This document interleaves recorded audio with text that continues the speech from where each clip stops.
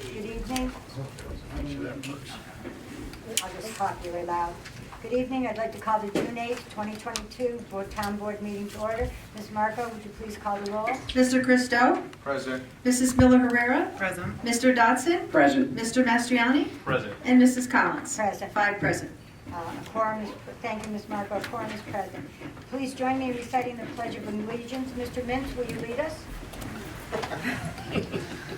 I pledge allegiance to the flag of the United States of America and to the republic for which it stands, one nation, under God, indivisible, with liberty and justice for all. Thank you. You're welcome. All right, normally, can everybody hear me? No. Because No. this isn't working. No. Now, No. Get it up more, Bonnie. how's that? No. You just gotta move it around. Yeah, just Yes. yes.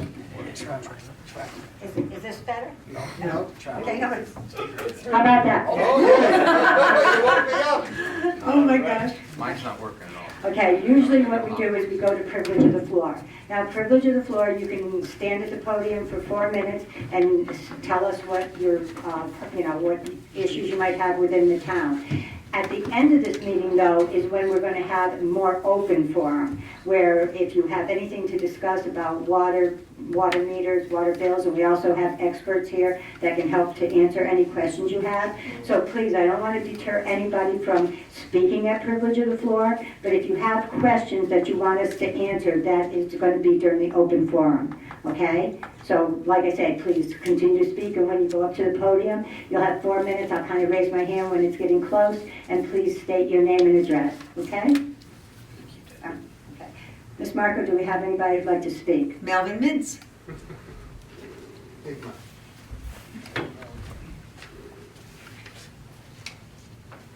Thank you. The first thing, I want to commend the board and especially the supervisor for having the recommendation to remark our parking lot out front. It's an excellent job in my personal opinion, and it also makes the whole building and the whole area look very nice. The other thing is, I have a question a while back. I don't have to have the answer now, but with the parks, I had given some information about when we redo the parks, that we also make it for people, for the youngsters that are somewhat handicapped and such. There is a company that has a lot of advice on what is used in some of these lots, and I know a couple of the council people are working on it, but at some point, I'd just like to know how far we've gotten, if we have at all gotten any place. I think that is the 2 areas right now that I'm interested in, and I thank you for the opportunity. Mr. Mintz, before you leave, just state your name and address. Melvin Mintz, 2273 Helderberg Avenue. Thank you. You're welcome. Bob Godlewski?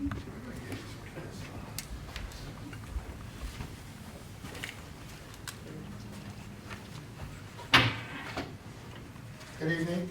Bob Godlewski, 1046 Manus Drive. I, like the rest of the people here and in the town, got my water bill. And being a curious individual that I am, I saw a number on there that I had to go back and check. And to make sure that I didn't speak out of turn, I got the CD for the 12/8 meeting. And I'll leave that for the town clerk. And at that meeting, the former controller, and I will refer to her as the former controller, made some statements. And as some of you will remember, the 3 new board members were sitting here, the old board was there. And we got into a lively discussion, shall we say, about what was going to happen with this, quote, new building. And the thing that stuck in my mind was, quote, you're not gonna see any difference in what you were paying before. The only thing is how it's gonna show on your bill. And that stuck with me, and I cheated and went back and looked at it. And unfortunately, that was an accurate statement, all right? The sewer thing is proved out earlier this year, but the thing that I noticed was, I went back and printed out the final budget, and I'll leave that there. And for Water District 5, which for the people in the audience is the biggest district, something like 10,000 residents, that dollar amount was supposed to be $129.64. And I thought that's what it said, because whilst we were having our lively discussion, I was asking pertinent questions. So I've done a little research, and for some reason or other, and I'm looking for an answer on this, the new board members probably don't have this answer, but on 12/31, there was a special town board meeting where they adjusted all the fees. For some reason or another, this went up to 157. I don't know why, okay? And if there was an error, so be it. But I'd like to know, it's almost $30 more than I was supposed to pay. Now, for the people in this room, when you were paying a fee, all right, it was a flat, minor amount. But the break point was if your assessed value was $200,000. So what am I trying to tell you? What I'm saying is, the old way, you would have paid less for water because it was based on your assessed value.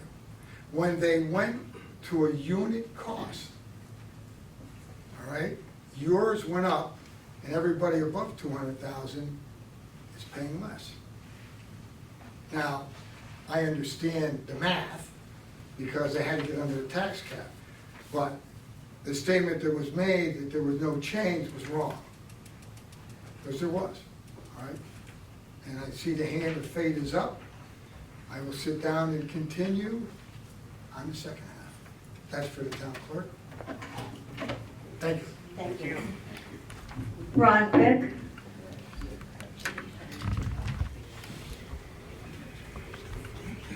Okay. I'm Ron Pick, I live in Rotterdam, close by. Yeah, the water meter issue, that I'm paying $157 per year, $13 per month, which you can't beat that. I don't know how long that's gonna last. It's better than my phone plan. So, what I'm wondering is, there was a statement on an April 6th Gazette by a board member that said we were trying to push metering off as far as we can, which is different than what I was hearing, which was we don't want meters at all. So, in that case, if we are trying to push them off, I guess we're trying to push them onto the next board and let them deal with it. Because we don't have to do anything until, oh, one other question. Has the 6 to 9 year condition that the DEC gave us started? They gave us the 6 to 9 years to put these meters in. Has that already started? That 6? We can answer it at the open forum. Oh, I can't answer it now? Usually Okay. during this part, we don't. The because open we- forum, okay. Okay, well, it didn't, okay. Well, my next topic is the DEC itself. How come we haven't heard from the DEC? Because if they're like an enforcement agency, and the reason I wanted to know at the 6 to 9 years is they're going to enforce the meters as long as we keep putting them off. If we don't put them in, when do they start penalizing the town? Do we have that date? All these questions are going to be at the water meter. They're going to push them all off to the forum? Yes. Okay. All right. Well, when's the forum? After the meeting? Yes. As soon as we finish the resolution. Okay.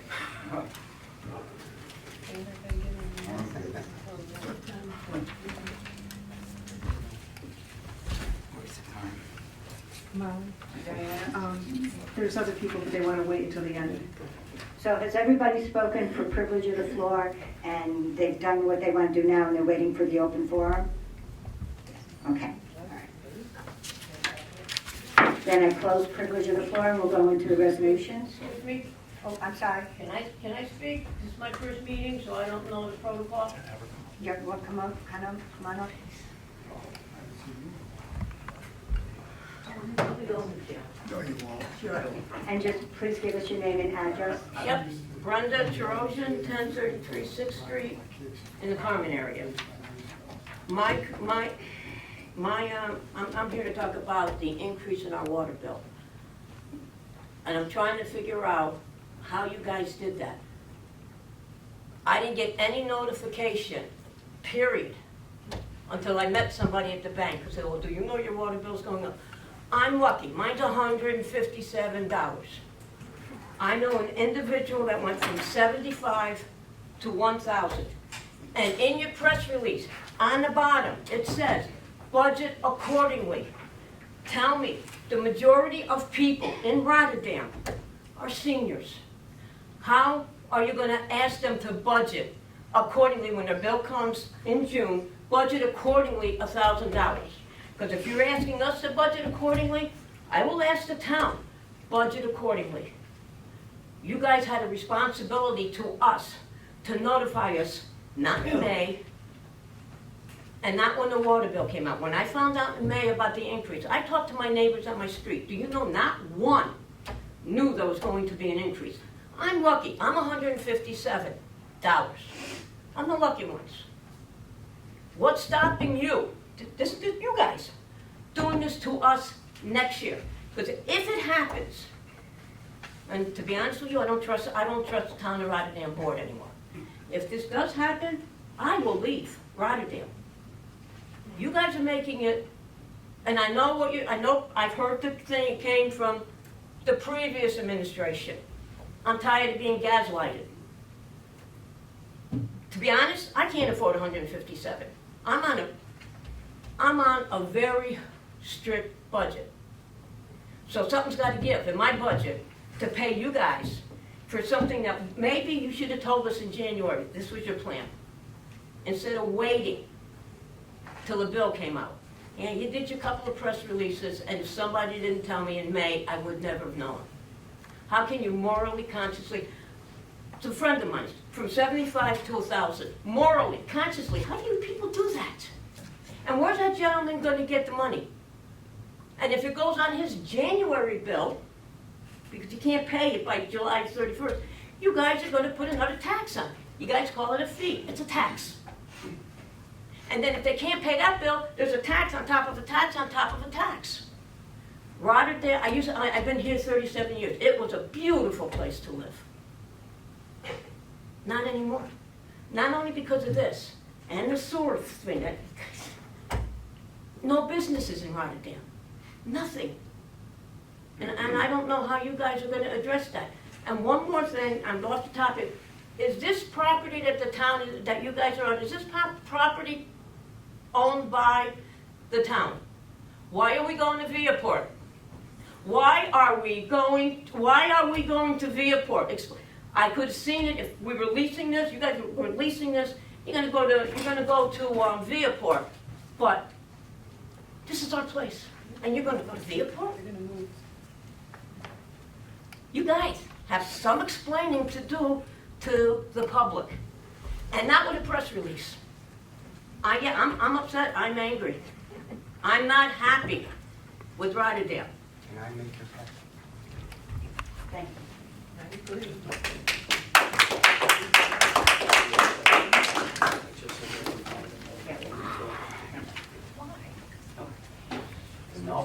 No. What's he doing? We're talking about the gentleman behind you. A couple of things. Now, one, we have a gentleman behind He's you. got And remember, it's not that we don't want to answer your questions. If you stay for the open forum, you will then ask the questions and again get answers. I'll be here. All right. Please, but I'll be here. Good evening. Thank you for allowing me this opportunity to speak tonight. Need your name. Oh, I apologize. My name is Giuliano Camarena, and I live at 713 Curry Road. I come before you tonight to address Rotterdam's water crisis. Just last week, my mother received her water bill, and I was shocked, just as her, to see how far the prices rose. Our water bill used to be $75. Now, it is over $500. That is a 300% increase. I fear the implications this will have on for the people of Rotterdam. Due to this egregious price hike, there are a total of 8.26 poverty rate in Rotterdam. How do you expect them to pay for this water bill? Or how about our seniors? There are 7.6 elderly who are retired in Rotterdam. How will they be able to pay for this? They will have to choose between their life-saving medicine or to pay for their faucet. Rotterdam is a strong, working-class community. And this water bill will destroy us. I plead with the board to work together to resolve this issue on behalf of the people of Rotterdam, on behalf of our beautiful town. Thank you so much. Thank you for your service, and have a good night.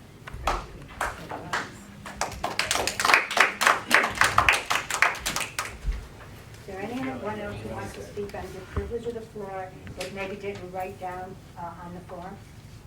Okay, Megan, is there anyone via Zoom? Nobody that stated anything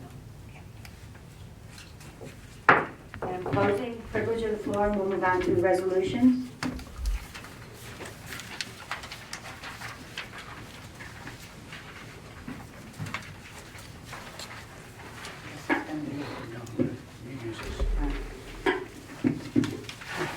Our first resolution is Resolution 189 of the year 2022. The clerk will read. To appoint Nathan Craig to the position of Building Inspector for the Town of Rotterdam. Any discussion?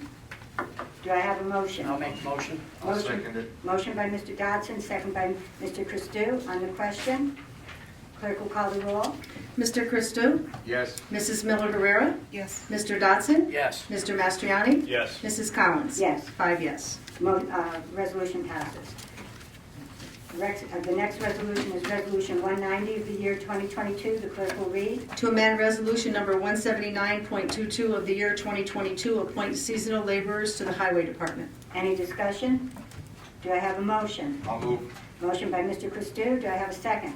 I'll second it. Second by Mr. Mastriani. On the question, clerk will call the roll. Mr. Christou? Yes. Mrs. Miller Herrera? Yes. Mr. Dodson? Yes. Mr. Mastriani? Yes. And Mrs. Collins? Yes. 5 yes. Resolution passes.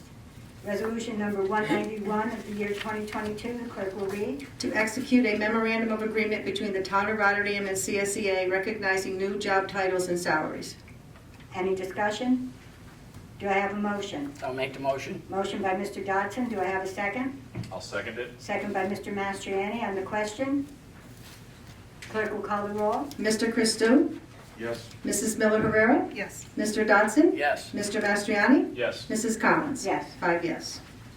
Resolution passes. Resolution 192 of the year 2022. The clerk will read. To amend Resolution Number 38.22 of the year 2022. Any discussion? Do I have a motion? I'll make the motion. Motion by Mr. Dodson. Do I have a second? I'll second it. Second by Mr. Mastriani. On the question, clerk will call the roll. Mr. Christou? Yes. Mrs. Miller Herrera? Yes. Mr. Dodson? Yes. Mr. Mastriani? Yes. And Mrs. Collins? Yes. 5 yes. Resolution passes. Resolution number 193 of the year 2022. The clerk will read. Call for bids for grinding and removal of brush, yard waste, and wood. Any discussion? Do I have a motion? I'll make the motion. Motion by Mr. Mastriani. Do I have a second? I'll second. Second by Mr. Dodson. On the question, clerk will call the roll. Mr. Christou? Yes. Mrs. Miller Herrera? Yes. Mr. Dodson? Yes. Mr. Mastriani? Yes. And Mrs. Collins? Yes. 5 yes. Resolution passes. Resolution 194 of the year 2022. The clerk will read. To enter an agreement for the Town Highway Phase 2 paving for 2022. Any discussion? Do I have a motion? I'll make a motion. Motion by Mr. Dodson. Do I have a second? I'll second it. Second by Mr. Mastriani. On the question, Clerk will call the roll. Mr. Christou? Yes. Mrs. Miller Rivera? Yes. Mr. Dodson? Yes. Mr. Mastriani? Yes. And Mrs. Collins? Yes. 5 yes. Resolution passes. Resolution 195 of the year 2022, the clerk will read. Seeker project determination of non-significance for the Rotterdam Junction stormwater improvements. Any discussion? Do I have a motion? I'll move. Motion by Mr. Christou. Do I have a second? I'll second the motion. On the question, clerk will call the roll. Mr. Christou? Yes. Mrs. Miller Rivera? Yes. Mr. Dodson? Yes. Mr. Mastriani? Yes. Mrs. Collins? Yes. 5 yes. Resolution passes. Resolution 196 of the year 2022, the clerk will read. Approve budget transfers to the 2022 budget. Any discussion? Do I have a motion? I'll make the motion. Motion by Mr. Dodson. Do I have a second? I'll second. Second by Mr. Christou. On the question, clerk will call the roll. Mr. Christou? Yes. Mrs. Miller Rivera? Yes. Mr. Dodson? Yes. Mr. Mastriani? Yes. Mrs. Collins? Yes. 5 yes. Resolution passes. Resolution 197 of the year 2022, the clerk will read. To enter into an agreement with Jerry Adak Web Development. Any discussion? Do I have a motion? I'll make the motion. Do I have a second? I'll second. Second by Mr. Dodson. On the question, clerk will call the roll. Mr. Christou? Yes. Mrs. Miller Herrera? Yes. Mr. Dodson? Yes. Mr. Mastriani? Yes. And Mrs. Collins? Yes. 5 yes. Resolution passes. Resolution 198 of the year 2022, the clerk will read. To accept revenue for the town clerk's office for May of 2022. Any discussion? Do I have a motion? I'll make the motion. Do I have a motion by Mr. Dodson? Do I have a second? I'll second it. Second by Mr. Mastriani. On the question, clerk will call the roll. Mr. Christou? Yes. Mrs. Miller Herrera? Yes. Mr. Dodson? Yes. Mr. Mastriani? Yes. And Mrs. Collins? Yes. 5 yes. Resolution passes. Resolution 199 of the year 2022, clerk will read. To accept town board meeting minutes from May 25th, 2022. I'll make the motion. Okay. Motion by Mr. Dodson. Do I have a second? I'll second. Second by Mr. Christou. On the question, clerk will call the roll. Mr. Christou? Yes. Mrs. Miller Herrera? Yes. Mr. Dodson? Yes. Mr. Mastriani? Yes. And Mrs. Collins? Yes. 5 yes. Resolution passes. Resolution number 200 of the year 2022, the clerk will read. To accept abandoned furnishings from NVAC Associates. Any discussion? Do I have a motion? I'll make the motion. Motion by Mr. Mastriani. Do I have a second? second. Second by Mr. Christou. On the question, clerk will call the roll. Mr. Christou? Yes. Mrs. Miller Herrera? Yes. Mr. Dodson? Yes. Mr. Mastriani? Yes. Mrs. Collins? Yes. 5 yes. Resolution passes. Resolution number 201 of the year 2022, the clerk will read. To observe Juneteenth as a holiday for the year 2022. Any discussion? Do I have a motion? I'll make the motion. Motion by Mr. Mastriani. Do I have a second? I'll second it. Second by Mr. Christou. On the question, clerk will call the roll. Mr. Christou? Yes. Mrs. Miller Herrera? Yes. Mr. Dodson? Yes. Mr. Mastriani? Yes. Mrs. Collins? Yes. 5 yes. Resolution passes. Resolution number 202 of the year 2022, the clerk will read. To call for bids for the salt shed and yard waste processing facility project. Any discussion? Do I have a motion? I'll make. move. Christou? Who was it? Motion by Mr. Christou. Do I have a second? I'll second it. Second by Mr. Mastriani. On the question, clerk will call the roll. Mr. Christou? Yes. Mrs. Miller Herrera? Yes. Mr. Dodson? Yes. Mr. Mastriani? Yes. Mrs. Collins? Yes, 5 yes. resolution passes.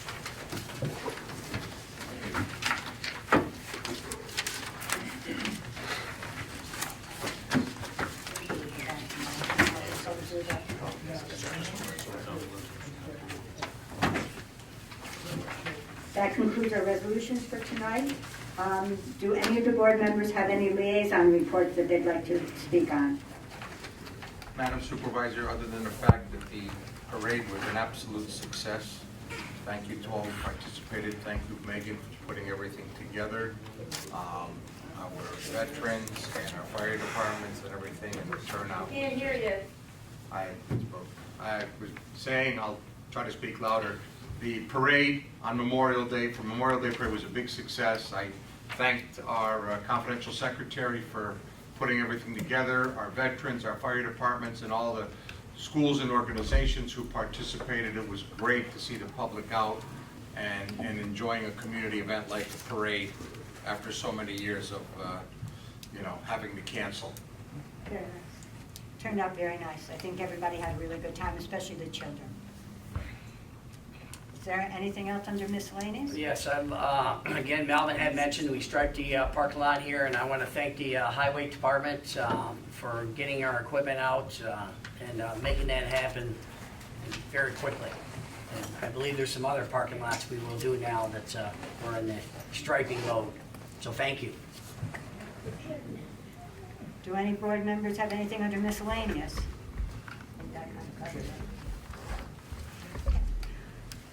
All right, we'll now go into the open forum. What we'd like to do is have you raise your hands, and we'll try to go row by row. Do you want to give your presentation? Okay. I should introduce some people. This is Mr. Doug Cole. He's the engineer. He has a PowerPoint to show everyone, and he has worked within our water system. And also on the back table is Mr. Justin Peterson. He's our water operator.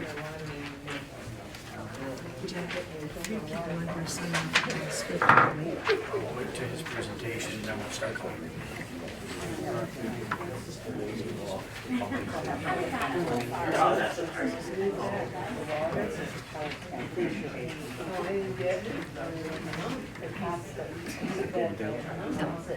He's got it. He's got it. Handout.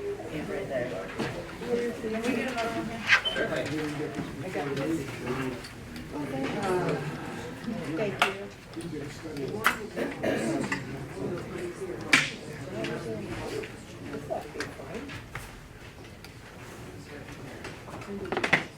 Doug, I think you could just do your presentation. Is that See that speaker, if you pull it closer, Doug, maybe they can hear you. Excuse me, I got a question.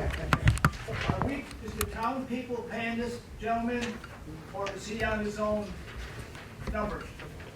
Are you paying? He's are you paying retained, this guy? he's retained by the town for water Can't hear project. it. He's retained by the town for water-related So issues. the town is paying indirectly, we're paying. No, we're paying. Yes, you are paying through your That's water what I district. asked you. Yes.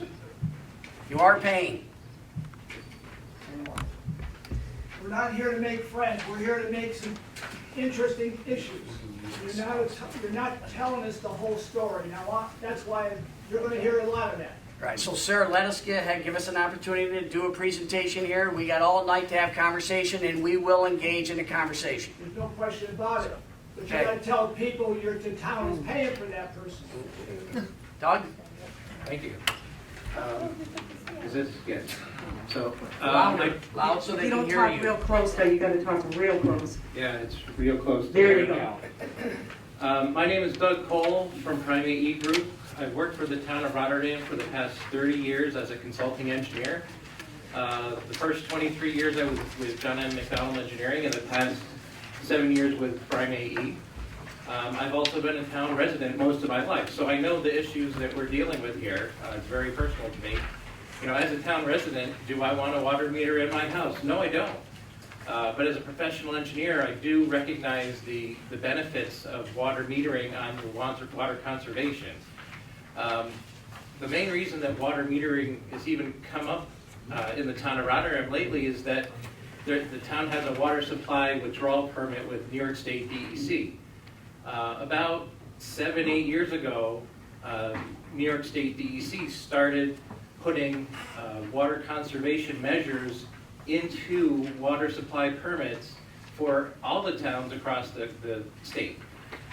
So one of those things, the water quality audits, which they want you to check how much water you're pumping out of the ground and check how much you're using and how much are you wasting. They want people to be able to figure that out.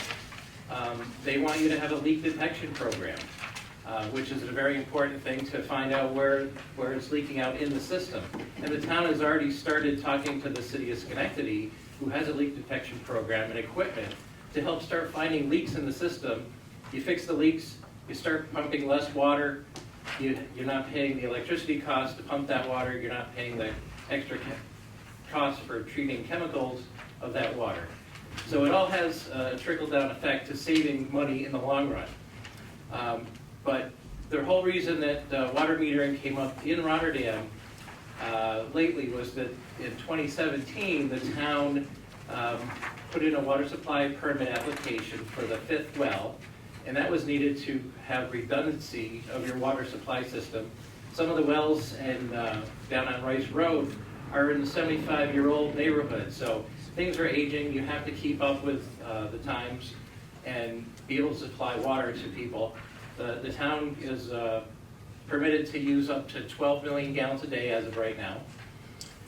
So in 2017, when that DEC issued that permit, they included not only water audits, leak detection, but water metering in that program. And we're talking 5 years ago. But things just were not enforced until recently. In 2019, an application was put in for a 6th well in the town of Rotterdam, which would get us to that 12 million gallons per day figure.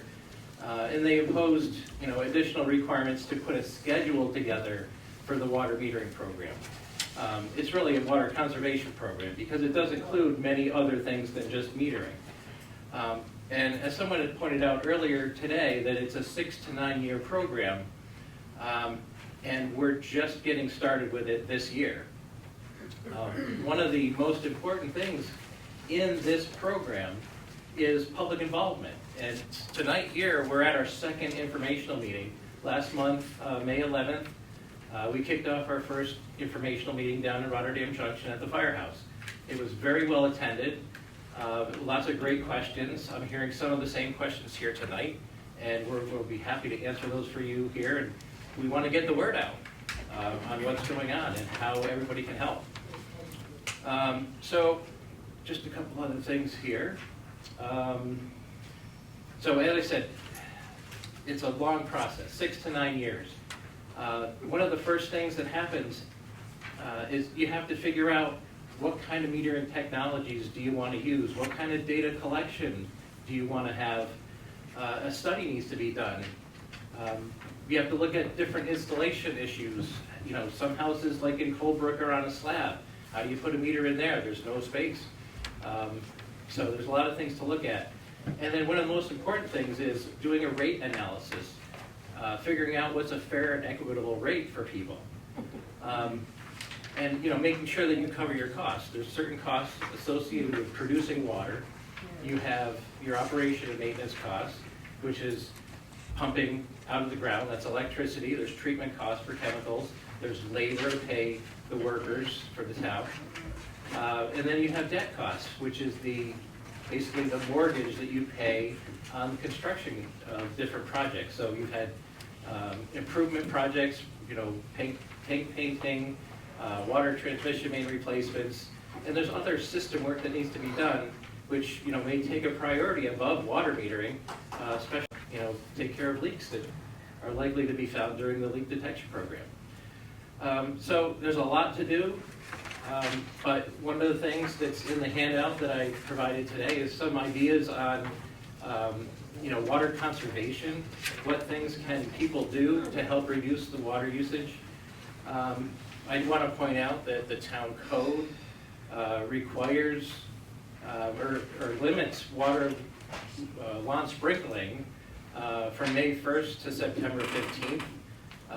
Odd, even days based on your house number. From 6:30 in the morning to 8 a.m. and the same time period in the p.m.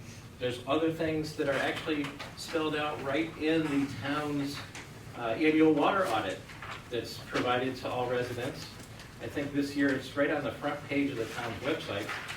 But there's water conservation tips right in the water conservation annual report. So some of the things that are listed, it talks about using water-saving shower heads, repairing leaks in your plumbing system. So if you have a running toilet or dripping faucet, all that adds up when you're talking about tens of thousands of people.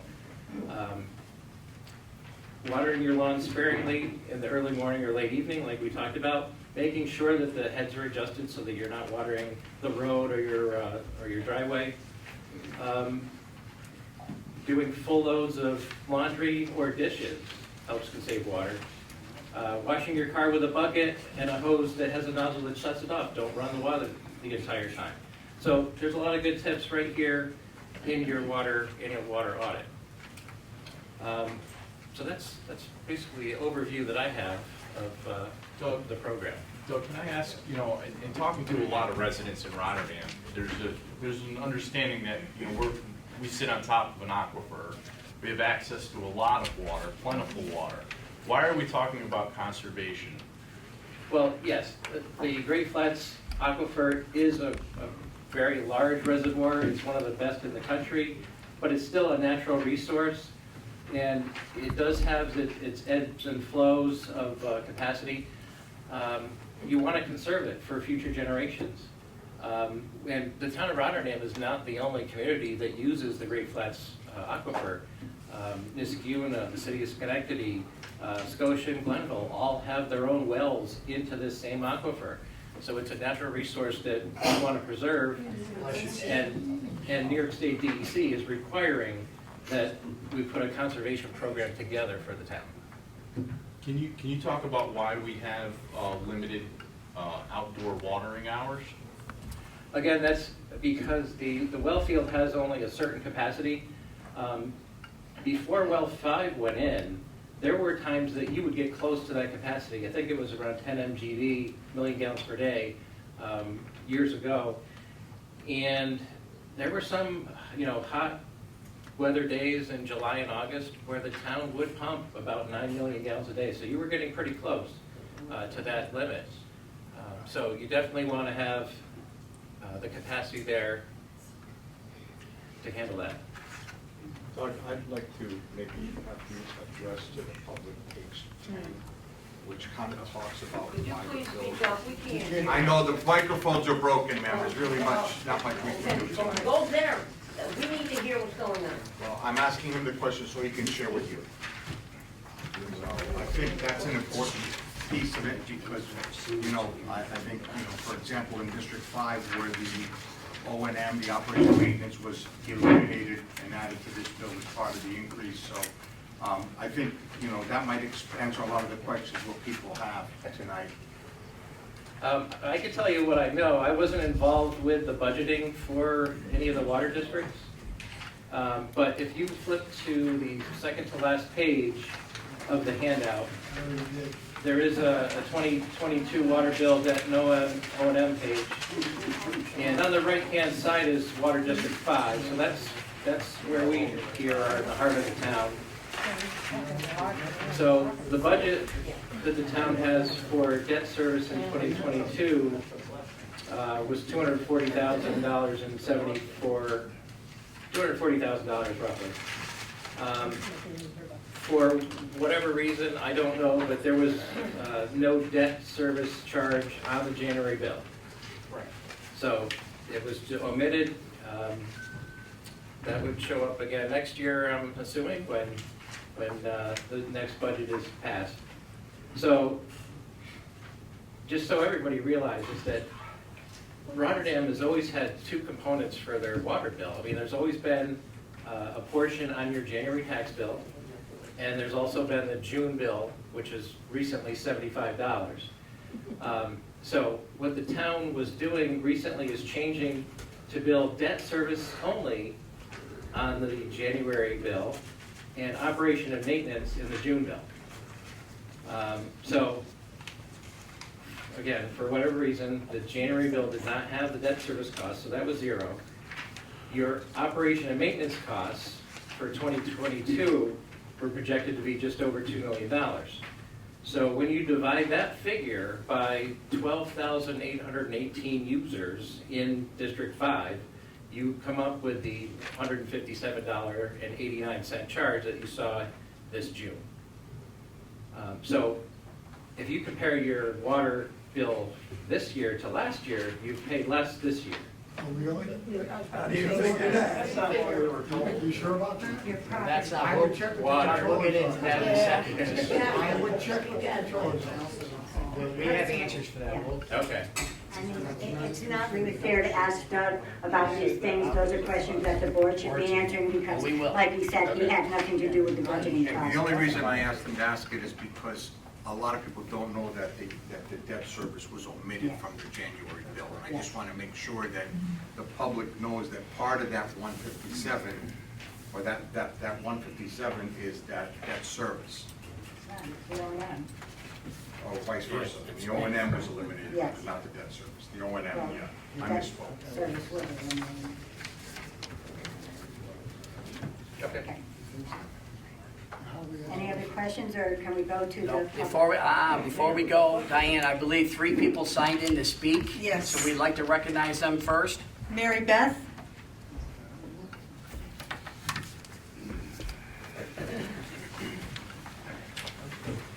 My name is Mary Beth You're gonna have McClear. to pull that in closer. There you go. I live on Orchard Street in Rotterdam Junction, and I have questions about our water bill. First of all, who decides that it's going to be billed as a unit as opposed to the way it used to be billed? So I'll start. Jack Dotson, I'll answer those questions initially. A decision was made by the board last year to evaluate an ad valorem charge, which is $1 per thousand assessment, which is what we used to be on. And Right. then, so $1 per thousand, you own a home that's 200,000, you pay a rate per thousand. And we'll get into the details of what that means. We had a very lively discussion, as Mr. Godlewski stated earlier, relative to making this change from ad valorem to a unit assessment. And that was a part of the budgeting process that occurred September, October, November, December. Very lively discussion in the town on this topic. So it's not a new topic, okay? There was many more people than the people that we probably have in this room in December when we were getting into, are we gonna exceed the budget tax cap versus changing these 2 units. And the end result is the budget was passed in December with the numbers that you see in your table here that transformed this or transferred this into a unit assessment charge instead of ad valorem.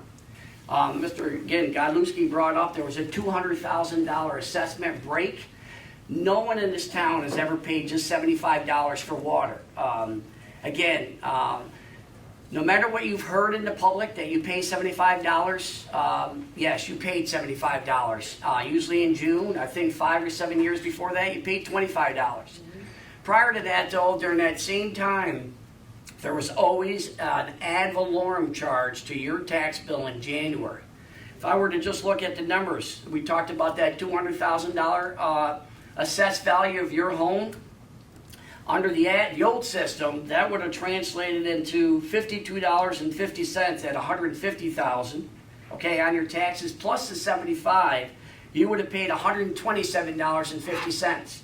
If you were $200,000, you paid $145. Okay, so if the median household income or house value was around $200,000, you would have paid $145. Once you start getting above those numbers, okay, so we'll go into the 250 range, you're at above the 157.89 that's in this current 2022 charge that you guys are receiving. So yes, you know, we can all stay up here and make statements that, geez, you paid less last year. You paid less last year under the old system that was ad valorem if you owned a home that was $200,000 and under. If you owned a home that was $200,000 and above, okay, and it was under the ad valorem system, if you owned $300,000, $400,000, $500,000, you were paying a much higher share for the cost of water plus that $75 because your house was being assessed the same amount as everyone else. It was just at a higher value. So the first thing we got to correct at these meetings is the fact that no one in the town of Rotterdam only pays $75, okay? The next thing we have to correct is if you own a single family home in the town of Rotterdam, you pay 1 unit and it's $157.89 for O&M. So I think the gentleman had mentioned, maybe 2 speakers tonight, mentioned that their bills went from $75 to $500 to $1,000. If that is indeed the case, and you're not a commercial property, you're not an apartment complex, you need to come and see the board, okay? Because, How would they know to come and see the board if nobody, No, hold on. nobody tells them? hold on, let us speak, let's The answer that I'm getting answer. from people is, you guys aren't gonna change your mind, we'll just pay the bill, there's nothing we can do. We have, so there, let's explain that one. The public has to understand that in September, October, and November, we go through budget hearings in the town of Rotterdam. The public needs to come to budget hearings because it is at those meetings that we determine what the budget is going to be for the next year. Okay, we're in the next year right now. So for you to come to us and say, hey, we want you to change what the water charge is in the middle of our budget, we can't do that. We don't want you It's to- not in our You possession to needed do be that. more transparent to the people of Rotterdam, which this board was not. You're not transparent. We will take that as a criticism. It is a criticism of this board. We will accept that we could do a better job to continue to get this information out. That is one of the reasons why we are doing public information meetings after our board meetings, so we can engage more with the public and you can ask these questions to us. Okay? Okay, so you took out the charge in January. We didn't take out the charge in January. It was omitted. Okay, so now we're being billed in June. I have a two-family home. Why wasn't I credited twice that amount Where do you live again? in Rotterdam Junction? Okay, so we had. I got a nice, huge, Yeah, so hold on. $1,337 bill, which I'm not happy about. So we had a meeting in the junction, okay? Yes, I was About a there. month ago. And we had a discussion about the junction and what you're paying in detail, okay? So if you're in District Number 3, there's a debt service charge that you pay for $165, which was for the water storage improvements, okay? And you pay an O&M charge, which was on your June bill of $668.87. Times two. No, so if you do have 2 units, you would be paid. Do you have 2 units? What are your 2 units? I have an upstairs and a downstairs. Okay. It's not like I have Understood, but our only rules, one piping system coming into my home. totally understood. The town rules and regulations that have been around for some time, okay, define a schedule for units, okay? In your case, there's been 2 units assigned, okay, that go through our assessor's office, come back to our comptroller for our budget, and then go out in the bill from our receiver of taxes, and it's 2 units, okay? So you got charged 2 times $668.87. So why wasn't I credited that amount in my January bill? Because you're, hold on a second, you say did you just get a bill in June for $668.87 times 2? No, yes. Okay, what did you get in your January bill? I was only it was less, like $550. Okay, so, So why wasn't it less, double that? so just so we can answer your question, your January bill should have been a $165.72 times 2.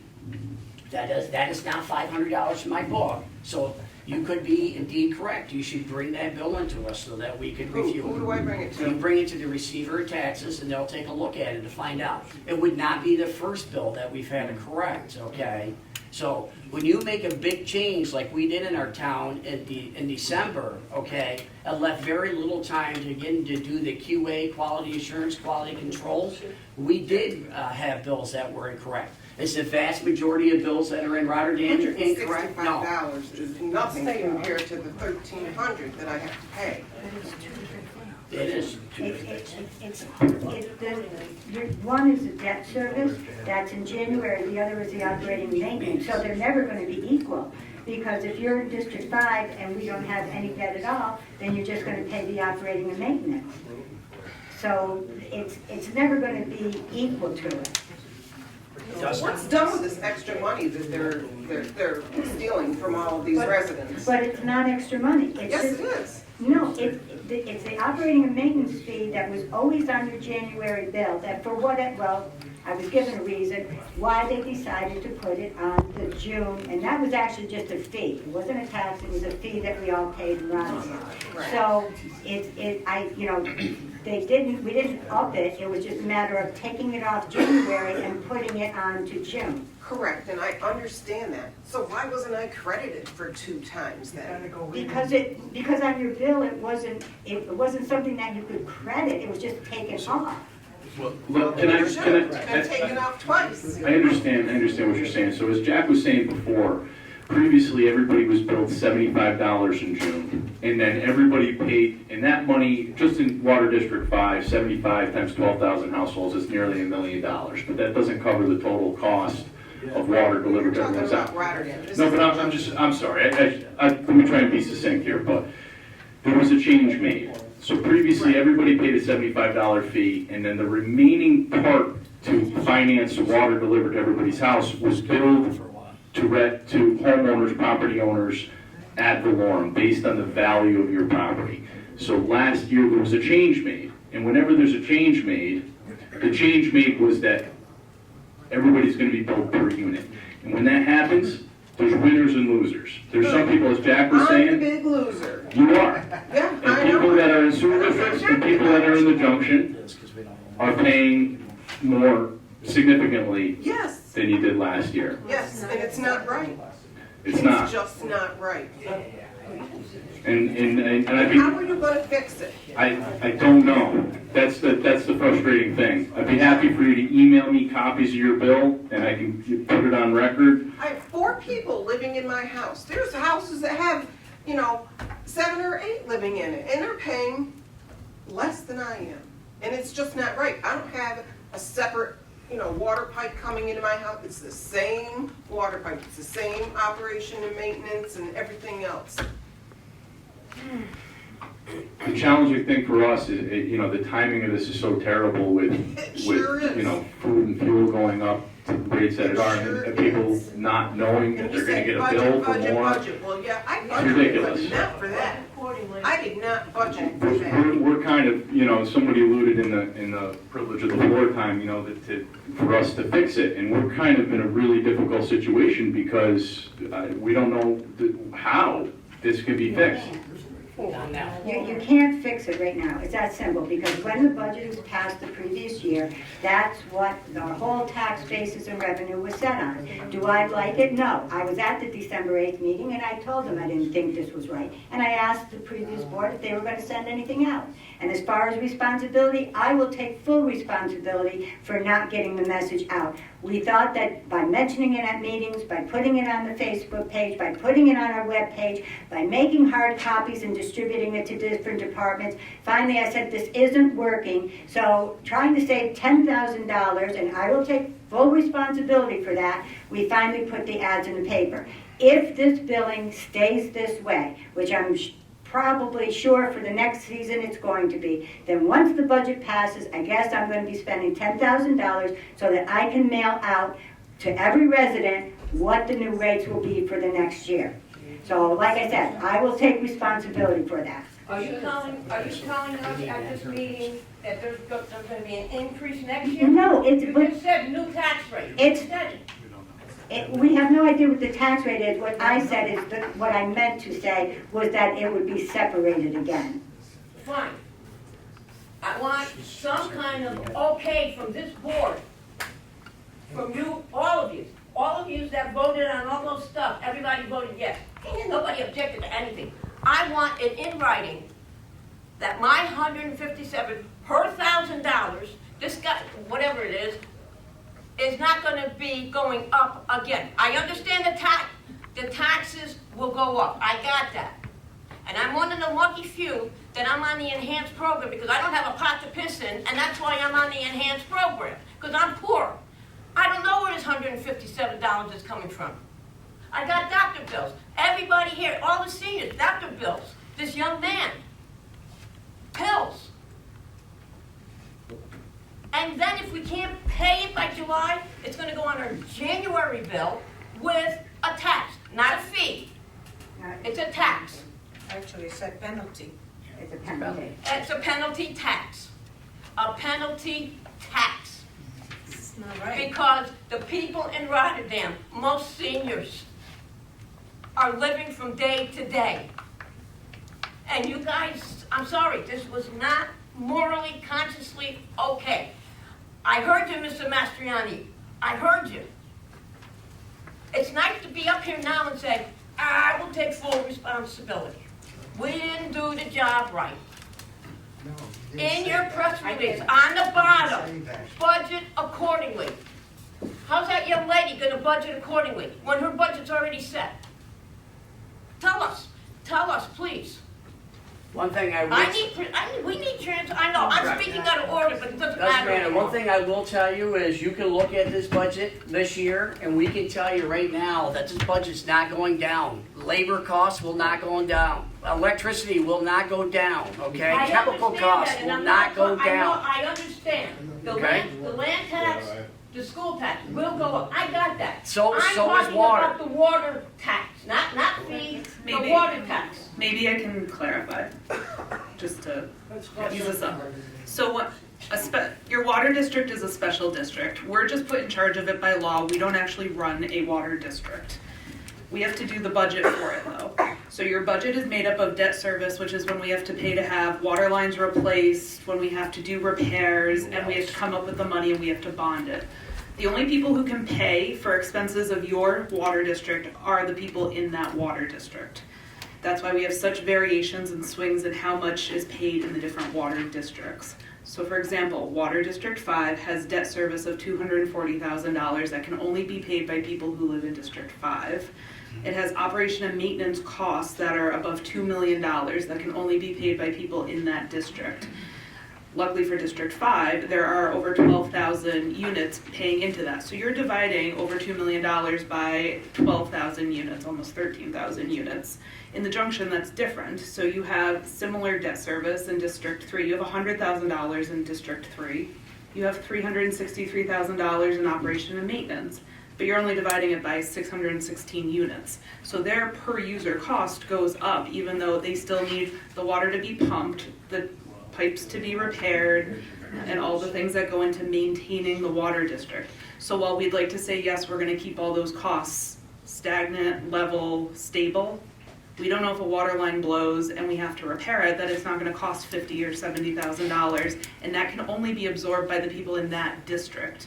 It can't be paid out of any other special funds. We can't take it from general tax money paid by people who don't have water, who live on wells. So we can't guarantee that there won't be changes over time. We can do our best to minimize those costs. We can do the best we can to bid out the materials for repairs or to plan ahead for preventative maintenance.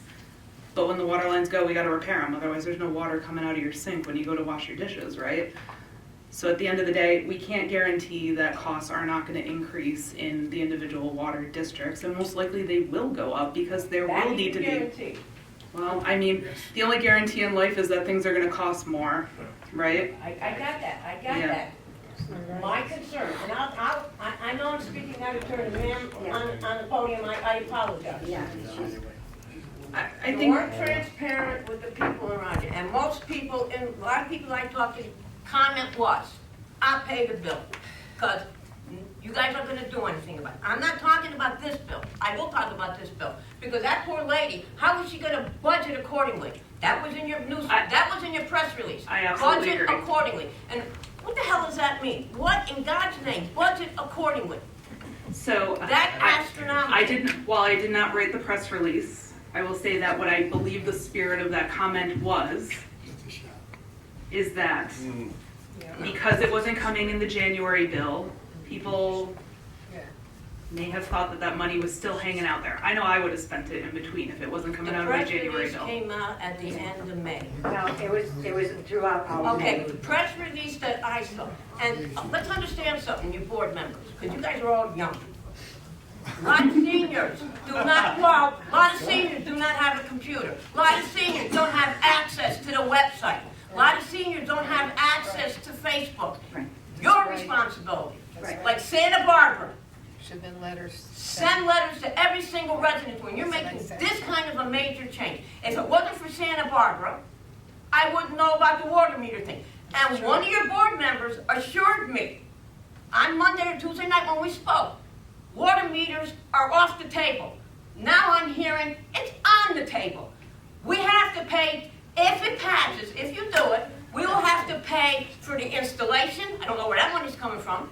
And we're going to have to pay for the maintenance on top of the water tax. I don't want water meters. This is, It's not on the. you guys, I'm sorry. I understand, and you can speak again, but this poor lady's been waiting, and there might be other people in the audience that wish to speak. So if you could finish up with.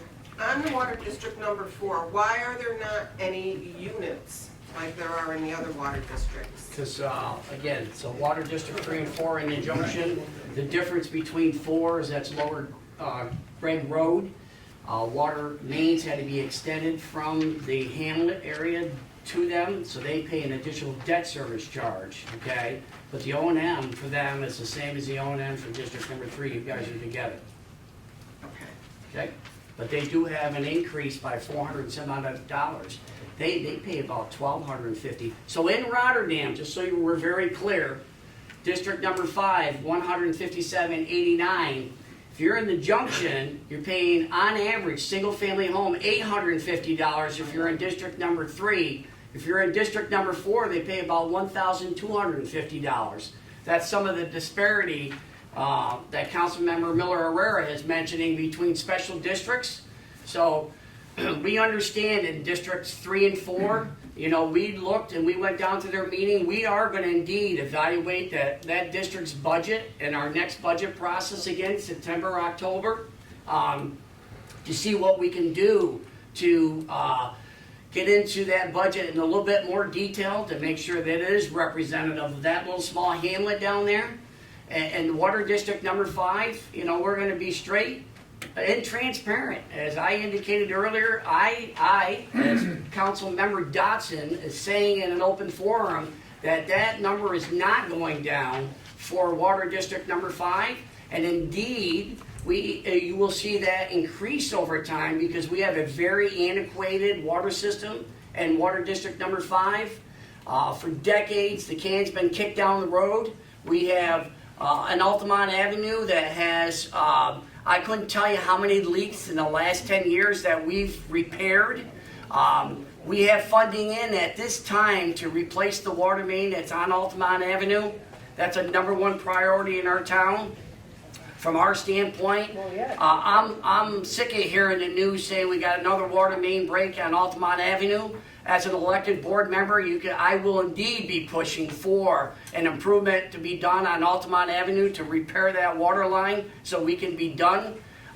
In my mind, with that disaster, it's an antiquated water main. It's only like 3 feet below grade. You got constant traffic going over it in the wintertime, and it breaks. And the cost to fix that is astronomical, okay? Every time we have to do it, it's in a state highway.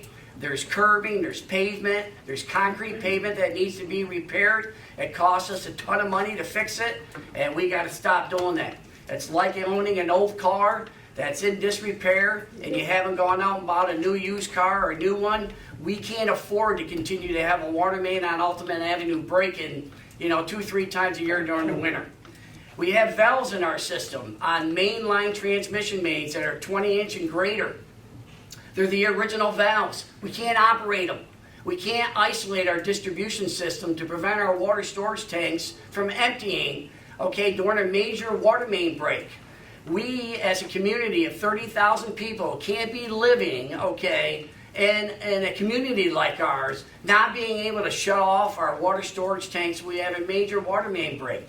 That requires money, What is the town doing?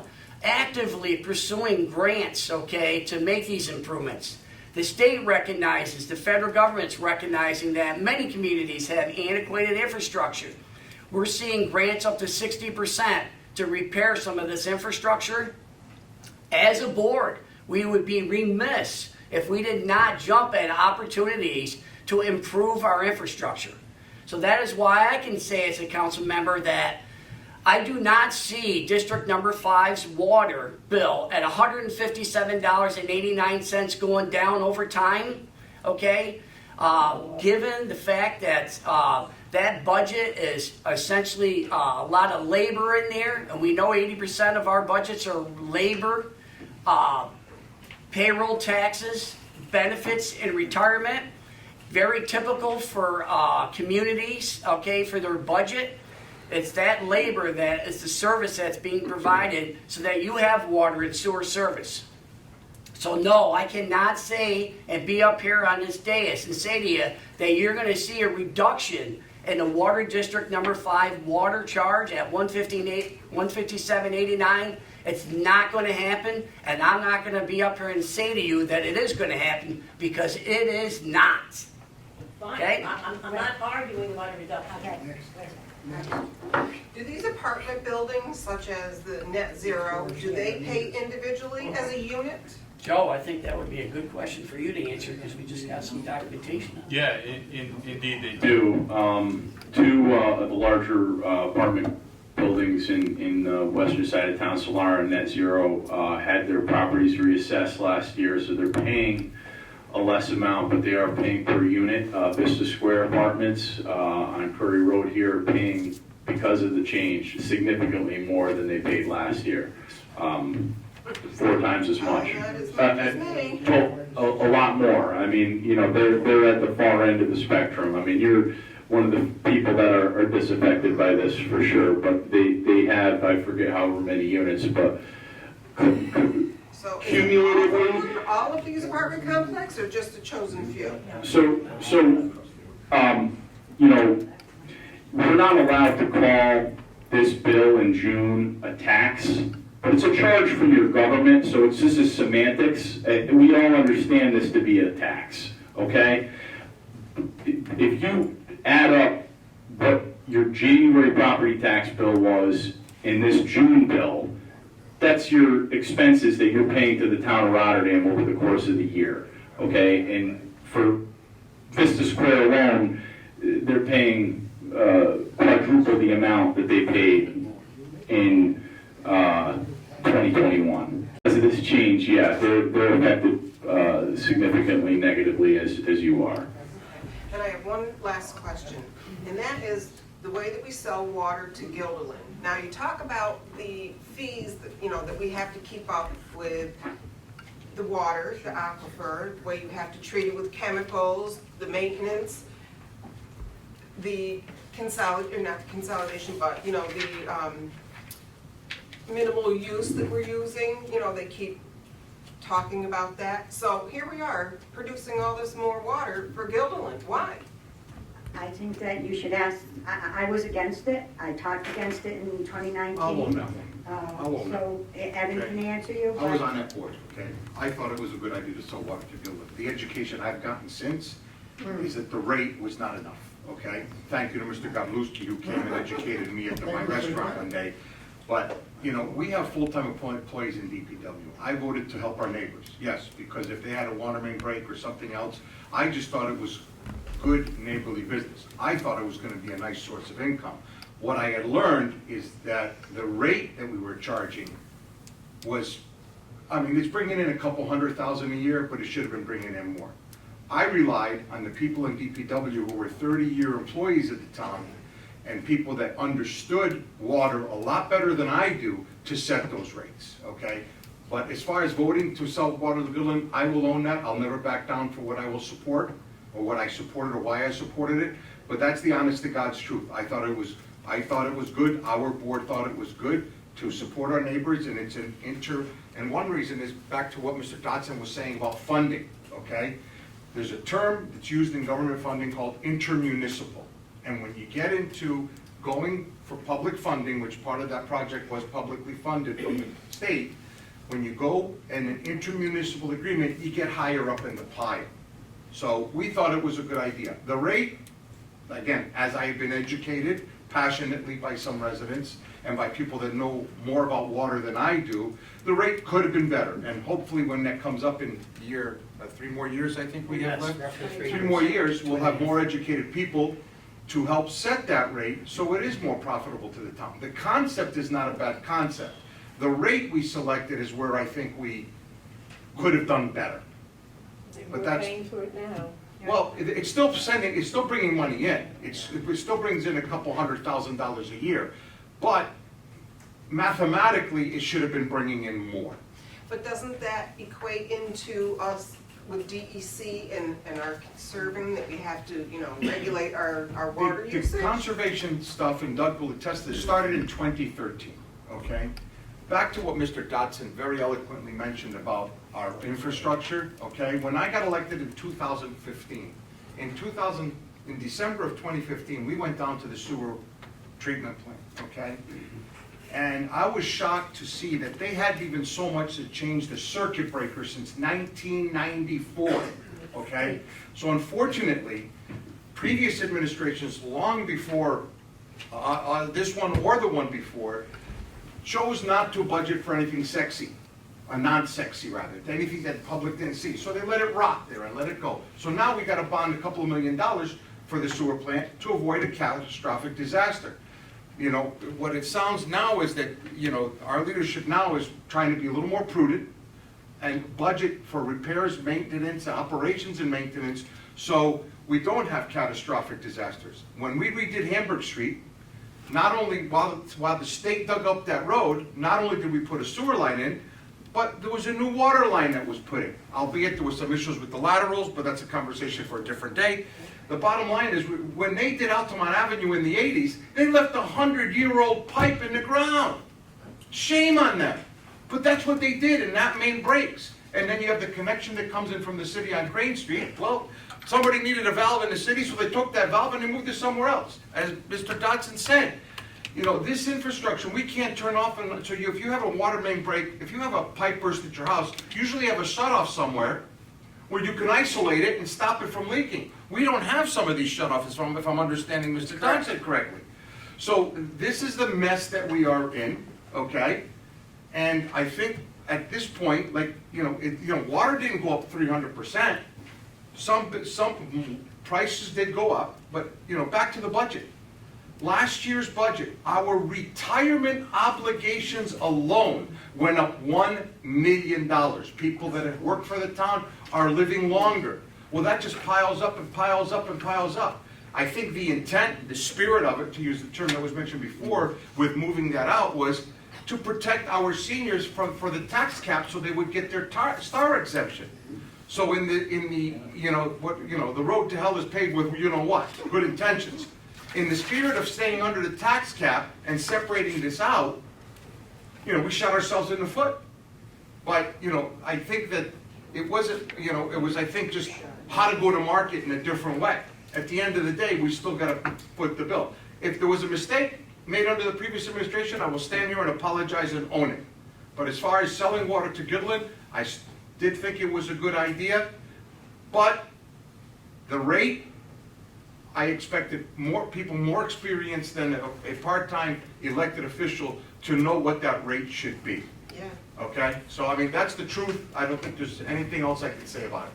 And just to add to that again, is the community has to realize again that there is a debate between, should Rotterdam sell water to Gilliland? And Molly and I have this debate often as well, is the community has to realize, we told you the budget is $2 million. You're benefited users. We know what our expenditures are. We know how many units we have. Okay, we divide that number through. The only opportunities that we have to save money, okay, is to be more efficient. Being more efficient is water conservation and fixing leaks so we don't pump as much water, use as much energy, or use as much chemicals in our water, but looking for supplemental sources of income. And as Councilmember Christou just mentioned, other sources of income are selling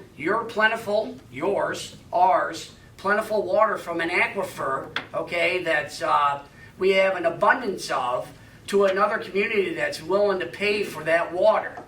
As was stated very clearly, the amount of money that we could get from our water, okay, we need to know what the value of that is, okay? The value is much more than what's in the agreement. Moving forward, if we continue with this contract, we potentially could make more money, I'll say, from selling water to Gilliland.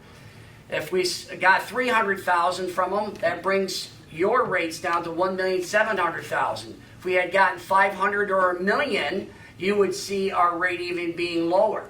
So to rule out, okay, selling water to Gilliland comes with consequences. But at a minimum, as I will say, the supervisor tells me all the time, it needs to pay for the equipment, the pumps, okay, that are being used down there to provide that service to the town of Gilliland. And that is always reflected in a rate. So we have to do a better job as a town board to be more informed about rates that we're giving to our neighboring communities in good faith. I'll leave it at that. Water is one of the great resources we have as residents of Rotterdam, and it's something we have in great abundance, and we can utilize that resource by selling it to other municipalities or water bottling agencies, and that's something that the public will have to weigh in on. This is something what we would want to do. There's a great perception out there that we're giving the water away to Gilderland. We're getting paid for it, and we can, proceed with selling our water. I'm sorry to put my 2 cents in. I believe in interconnections between every community. That way, if God forbid there's a fire or there's something, we can feed their system or they can feed ours. But to be honest with you, and you folks are going to have to come back again, and every month, but definitely in 2024 when that contract is up, because if the people decide you still want to sell water to Gilderland, then my feeling is there should be a clause in there that if one of the motors down at any of the wells goes, and several years ago it went and it was $40,000, it's got to be over $100,000 now if you can get it. They pay part of it. If one of our mains goes, especially the 24-inch ones, that we even have to call in other contractors because we don't have the equipment to fix it, they pay a portion of it, whether it's 20%, 25%, whatever. But we can't just do it for what we're, sell it for what we're selling it at, and we take all the risk as far as use on our old infrastructure. Everybody just said our infrastructure is old, but we're pumping and putting it through more stress. So you really, I don't know whether I'll be here, but you folks will be. Come to the meeting and speak, especially in 2024 if you don't come every month. All right, and just so that you know, what Mr. Dodson said is true. Last year, at the end of the year, our water operator was smart enough to cleaned out his budget for chlorine gas cylinders. That's what we use to disinfect the water. Last year, they were $90 a cylinder.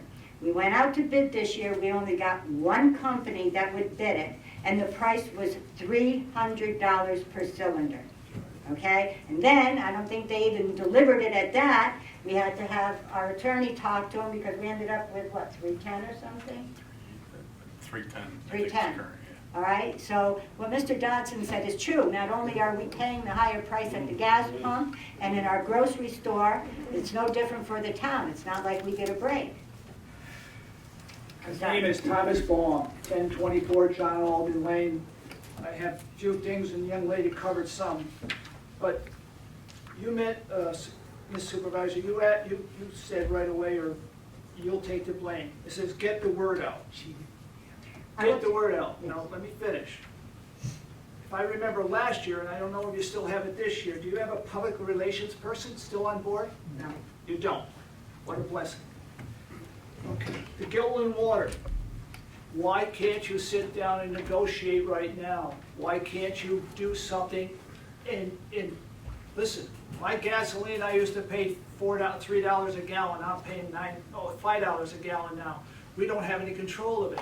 You just, exactly what you just finished talking about, you got, as the town board members, you got to come up with something that looks like between Gilliland and you to work on grants to make sure that grant money is for full repair of all that stuff. Do you have a full-time grant writer in the town? Yes, we do. Yes, we do, on staff. Not to mention, we have plenty of engineering How well are you consultants. doing with them? What's that?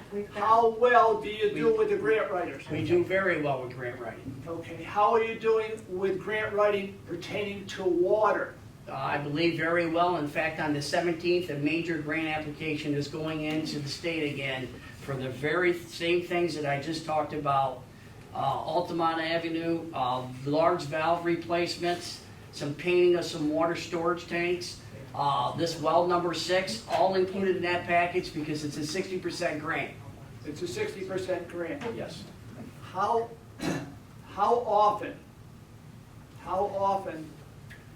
or does, I'm trying to phrase this the right way, the money that the federal government brought back down to the state for infrastructure, for roads and highways, how much is Schenectady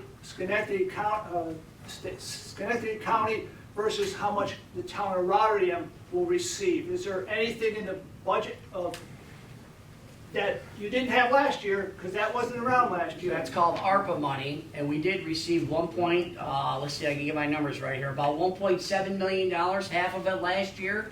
And in June, I believe we're supposed to get another $1.7 million. I think it's a total of about 3.4, okay? Tell me how much what is toward the water issue. None of that previous money, so just to let you know, $1 million in the previous money was a down payment on a lease for relocation to Viaport. Sir, we're here to talk about Hold on, water. $476,000 was spent for the Phillips Park. And then there was some additional money spent for the Carmen Road. So that was last year. We have an opportunity this year to determine what the $1.7 million is going to go for when we receive the allocation. And that will go into the play of the budget. That's why we're not When will you giving. receive your money? What's that? For 2022, when will you receive that? We're hoping in June. In June. Yes.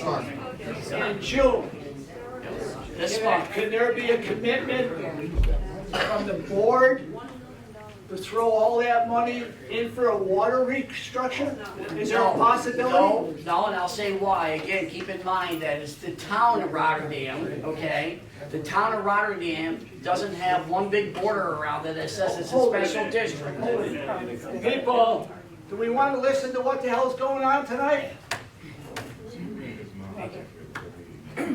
So no, can we use it all just for water? No. Why? Because Water District number 5, again, is a certain segment of our population, but it's not the entire town.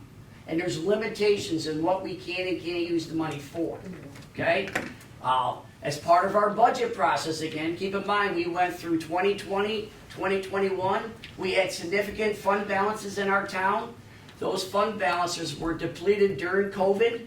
So we have an obligation, a fiscal obligation, again, to make sure that we can run this town for the next year, 2, 3 years. So we will be evaluating our fund balances and to make sure that we have a stable general and highway budget, including our special districts. Okay, so yes, will we get into the details of how that money will be spent? Absolutely. Will it all go to Water District number 5 or 3 or 4? The answer is no. Well, I didn't ask that question. I'm asking as a general purpose of all that money, and you're telling me, no, we can't do that. You Not can't- all of it. Not all of it. Maybe some of it. Okay. Now, I haven't been to a board meeting in a long time.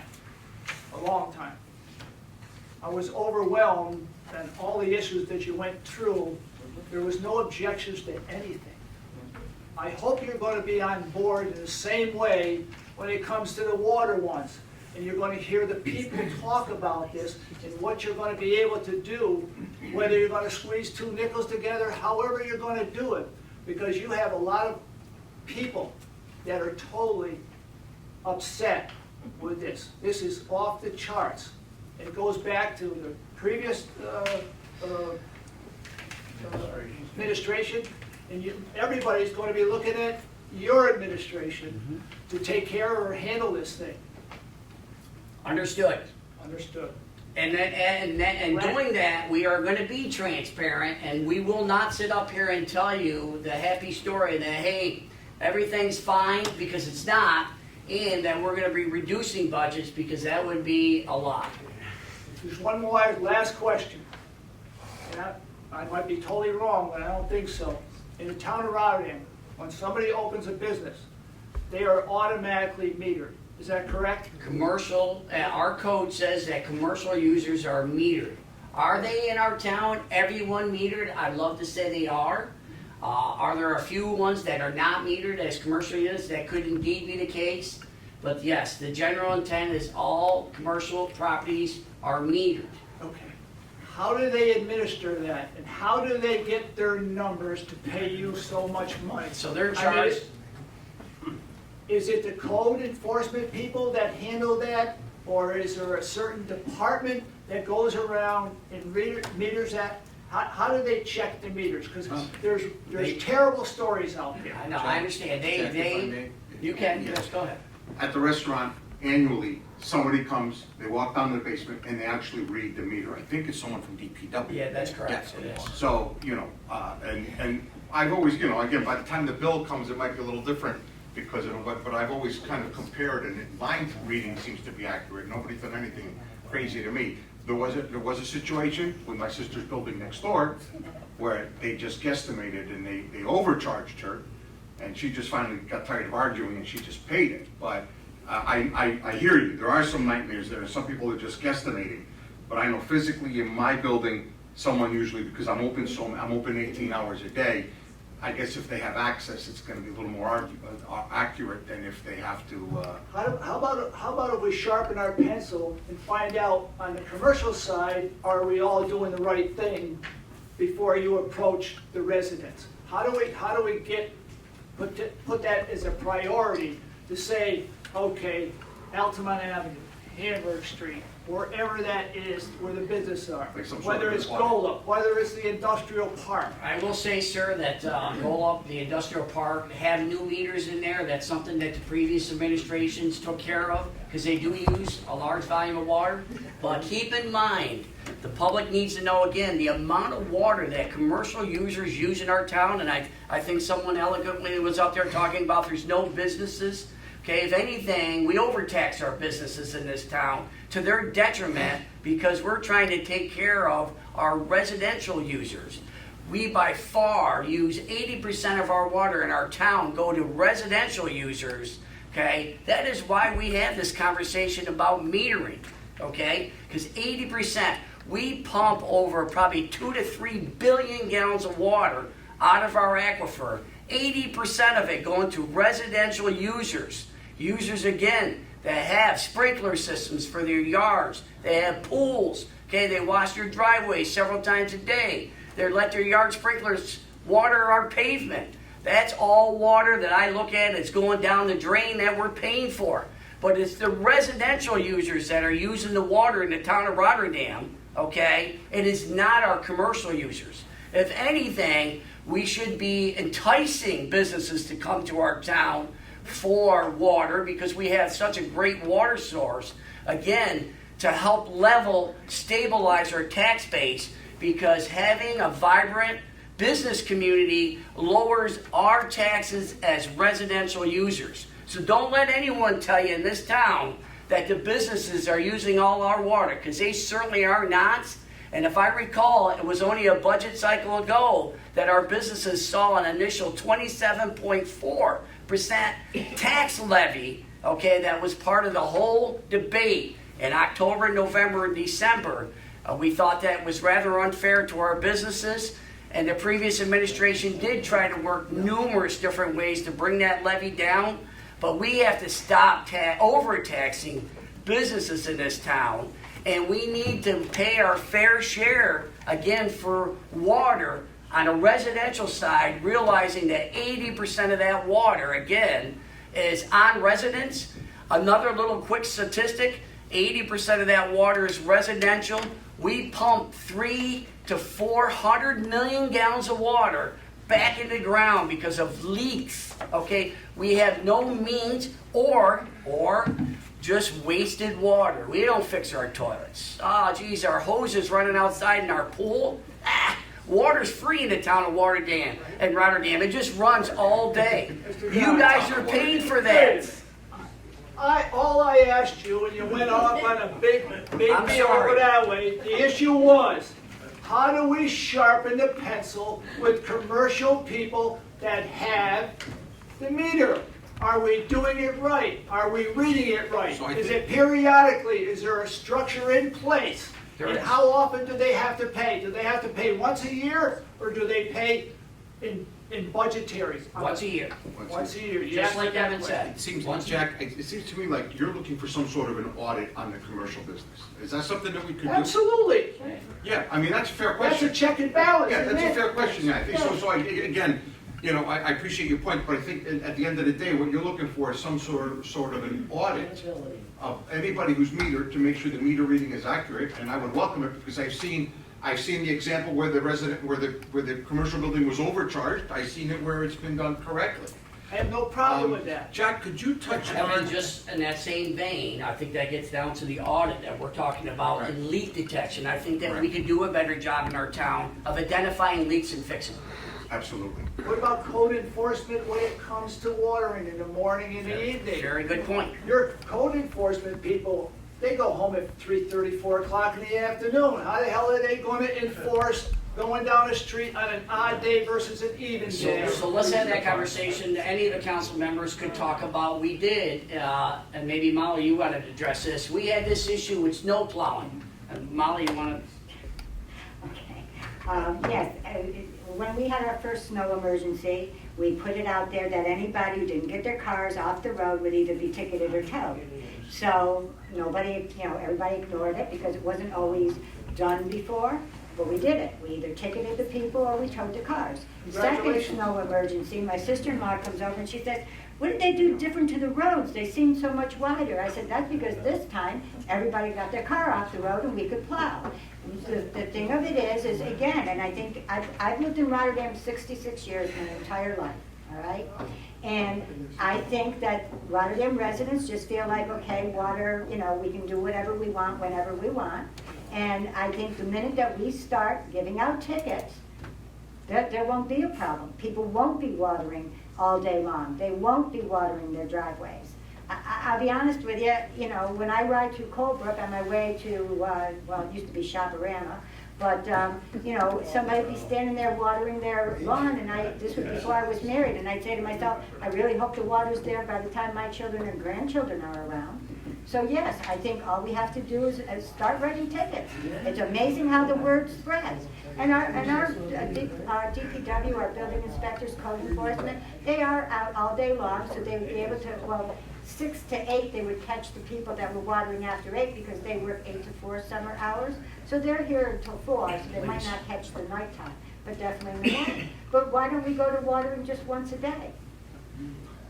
I don't. That's what we pay you for, right? It's rules and regulations, you are correct. Again, Jack, could you touch maybe on consolidation and how everybody would be a little more fair and balanced? We're not here for that. We're here to talk about water meters. Well, the and consolidation water would address the water. And I believe there is other speakers that have Two people involved. Yeah, I think there's 2 more speakers that signed up. They should have their opportunity. Thank you, sir.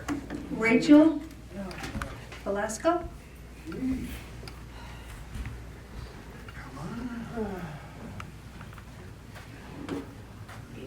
First, I want to thank you for getting my last name right, because nobody gets that right.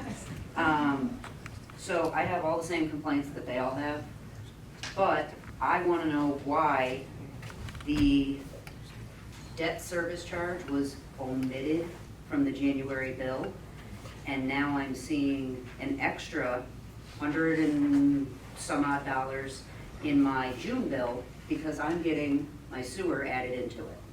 Not to mention, I have a neighbor who didn't get her sewer added into her water bill, so I'm paying $400 more than she is. Is she on a sewer line? No, she's directly across the street from me. Right here. I live here, she lives here. she's on sewer though. No, well, yeah, we're all on the same thing. That's what he asked. He thought maybe she was a street over or something. No, she's literally across the street from me. And my grandmother, 4 blocks away, pays what I pay. But her neighbor paid what she paid. Apparently, I live on the wrong side of the street. Can you tell us your address again? 424 Delaware Ave. So Delaware, does anyone that's in sewer district number 2, give me an idea where you are? What do you mean, where I am? Major Street, Curry Road, one of the major streets. Right behind Five Corners. There you go. So you are in sewer district 2. Yeah. Okay, so. Right here. So sewer district number 2, again, had an O&M charge $384.95. Is that what's on there? In addition to my 157. And then you did receive a bill for $157.89? Together. Okay, and that's correct, that's what you would receive together. Okay. That bill is indeed correct. So why was there nothing in my January bill? Okay, so hold on, so in your January bill, you're in sewer district number 2. If no one in Rotterdam would have missed a January, February with Molly and I and several other board members being on the news, when this budget process occurred, okay, through December of last year, changes were made again for this unit assessment charge. The way it was coded, okay, between our assessor, no, I get this, yes, our assessor's office, DPW, and our comptroller's office, they allocated all that debt to our extensions 1 and 2, and we had to go through a very formal process to get that corrected. The actual bill that should have gone out for that debt service was roughly $36. We had to send this application to the county to allow them to levy the taxes back to us that we did not get. And on your next year bill, 2020-23, you will see that $36 re-levy that didn't happen this year, plus your probably $36 bill you're gonna get from 2023's debt service, okay? Just to let you know, that's why it wasn't on your bill. Why it was omitted under Water District number 5, again, I think was just a mistake from the comptroller's office in bringing line items across. There's roughly $240,000 worth of debt service in Water District number 5. If we were to divide that through, I think by the 12,818 units, it's about $18. Theoretically, the $157.89 should have included a bill in January for about $18, but it did not. We have to absorb that this year on our own because we cannot re-levy that amount. So is that why my bill is over $100 more for my sewer?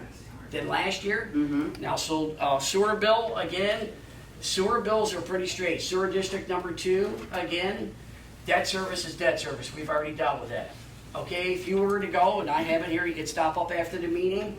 Just like Water District number 5, there's an expenditure, a budget that we have, okay? We take that budget divided by the number of units, and it comes out with these, what I call these magic numbers here, that are $384.95. So there's no, like, you know, a crazy math going on here. The budget that's done in September, October, and November clearly states that the budget for sewer district number 2 is X. It says over a column, 1 or 2 over. These are the number of units. It divides it through, and bam, that's the number. When we adopt that budget, it's adopted, it goes off to the county, and that's the budget we have to live with for the next year. And that's the circumstance that we're in right now. You also said that it's going by unit now, and it's going by It was ad valorem previously. before? So I'm still under that 200,000 assessment. Are you talking water now? We're talking water? Both. That's how they were both figuring. Well, the 157.89 is what you were talking about there again, and that relates to water, okay? So on my 2021, it has taxable assessed value or units for my sewer is 1. Okay. However, on 2022, it's not there, like you said. But for 2020, it has the same number as my fire district, which is 151,000. So why is there such a big difference between the 2 years that before they even changed it over to doing it by unit? So from sewer district number 2, I can tell you that 2 things have happened in the period of time that you're talking about. Is as Councilman Member Christou indicated, the treatment plant was in dire need of some improvements. The town, it's not just 2020, bonded for about $3 million to make improvements down there. In addition to that, we have a trunk sewer that conveys most of our water, wastewater that's collected from our neighborhoods, comes down to one main pipe that comes to our wastewater treatment plant. That section of pipe failed, so they had to go and borrow money and a band, then they bonded it. So there's debt service associated with your bill between 19, 20, and 21 and now. And that's why in sewer district number 2, your bills have gone up. And to let you know again, we talked about repairs that are needed in the water system, our wastewater treatment plant is in dire need of an upgrade. There's been a study done on it, and we are looking at grants and loan now to upgrade our wastewater treatment plant. That needs to be upgraded before we get a consent order. You gonna paint those tanks too? Because I can give you some paint if you need paint. We'll take it. You don't need to charge Anything for to lower the paint. cost. So are we gonna see an omission again in January? Again, we have an opportunity as this board in September or October to do our new 2023 budget. I will say from my standpoint, again, we certainly will not be admitting debt service in our budget. I'll leave it at that. So we should Omitting or see, admitting? Omitting, it'll be in there. so we should see about the same amount that we were seeing before in our tax bill. So for sewer district number 2, yes, this year we are actively working on our trunk sewer right now. We have an issue with the trunk sewer that we're addressing. We do not anticipate this year that we will spend, I know we will in 2023. So we will be bonding for some repairs on that trunk sewer. Do we know that number yet? No. We are doing the study on it right now to find out what section needs to be repaired and fixed. All right. Thank you. Roxanne, That's you. you're done? But are you the one that said you didn't get the bill? Or you didn't get it on? I live across the Right. street from her. My bill is so much different than her bill. Okay, so you're the 431. Yeah, I'm at Okay. 431. So Jack, All right, and I would like, if you don't mind, stop up and see me at the end of the meeting because we have we have boundary lines between our districts. I've met with many residents in our town, again, where if you're on a boundary line, you could be an out-of-district user. Out-of-district users get charged 1.5 times what in-district users do. One of the things, and Evan alluded to it, is in the sewer districts, we are looking at consolidating all these districts. As Councilmember Miller Herrera talked about earlier, when you have a larger group, okay, benefited users paying, okay, like we do in Water District number 5, there's economies of scale which lower your rate. Unfortunately for the junction users, that's not the case. Ms. Miller Herrera brought up in our meeting a couple weeks ago down at the junction that we should be looking at maybe consolidating a districts 3 and 4 and 5. I could say that from a town board standpoint, we need to be evaluating all the options to determine which ones make the most sense relative to controlling our costs. I think that's really that's what I'm hearing from the public tonight is, board, you need to really get into controlling the costs. We want you to control costs. We are making an effort to do just that. Well, it's like she said before, I'm a senior.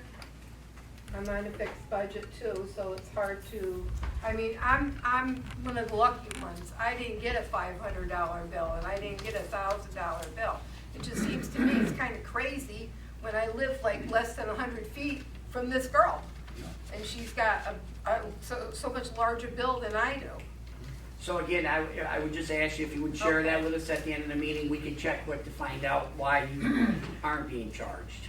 Hopefully. Don't let him give you a bill. Yes. Well, I'm not the only one, so my aunt and uncle live next door to me, so they got the same bill I got. We're a very large town, and I can say that, yes, do mistakes get made in the accounting and the assessment? Yes, absolutely. Doesn't take months to be in a computer program and be touching a number and see a 1 disappear. I don't have a computer. No, I'm talking about in-house. Yeah, so. In the tax department. Yeah, or all our departments, just not our tax department. That's all I have on my list, I don't know. Is there anyone else who'd like to speak? Oh, yeah. Yes, please, yes. People that haven't spoken first, please. I've been waiting. I think, Can I suggest we take a little break so people can stretch? How about that? Including No, let's just go. Let's get it done. I think the. That means Mr. Godlewski has a lot to say. Huh? That was a warning from Mr. Godlewski that he has a lot to say. No, I've been up there, I think I was up there 12 years ago. But I have a very good memory. Okay, we're onward. Nelson Knapp, Cherry Avenue. I'm sorry, I can't We hear can't you. hear you. I can't hear you. Nelson Knapp, Cherry Avenue, lifelong resident. Years ago, I talked to a politician when we were at 4% sales tax in the county, and I asked him, we're gonna lose tax revenue. I said, why are we gonna go 4% more? He says, that's the way it is all the way around us. So we lost tax revenue. Now, I was informed at the last meeting that we're charging Gilderland 75% below market value for water. Now, in the business world, when there's a bad contract, it's broken or renegotiated. This trouble we're going through tonight, and for all people, and I'm on a fixed income, as far as I'm concerned, I'm not being selfish, but it's a practical way for us, and we're interconnected. If they needed water, fine, they can have it for that time. But this problem is all started by, for the opportunity to make a profit. We're selling water at 75% below market value. I don't see what kind of profit is for them. And if this contract is continued, they should have a prorated service fee to Gilderland for the O&M operations, but apparently has been omitted. I leave it at that. So the profit, I just want to address, when you say for profit, the profit is Well, if money. we're selling water, we are making a profit on it, correct? If we're selling it below, well, yeah, we are. But the people benefiting from that are the people. They're already hooked up in the Gilderland, and we gave them this price for the mistaken quote of 75% discount for whatever volume it is. They disconnected from somewhere else to buy water at Who's profiting? Who is profiting from the sale of water to Gilderland? It was my understanding, and again, if I'm wrong, I will stand corrected, that if Albany had a water main break, Gilderland went dry. And this intermunicipal agreement was a supplement mainly for emergency, and it's not like they stopped getting water from someone else and got it for us. They needed more water. That was my understanding. Again, if I was misinformed or I was mistaken, I'll own it.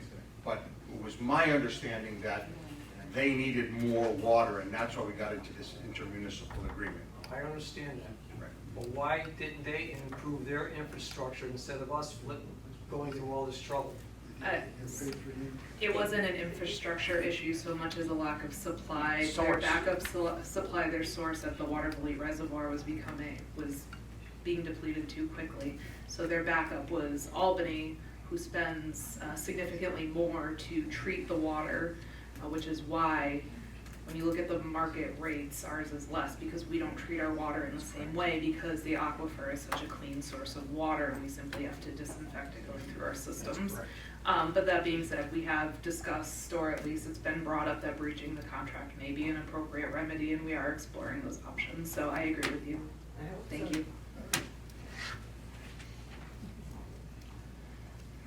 Mr. Godlewski? Well, before you go, just make sure everyone else has had their opportunity out there. I did hear a question on relocation. Is that person still here, going to the mall? Yeah.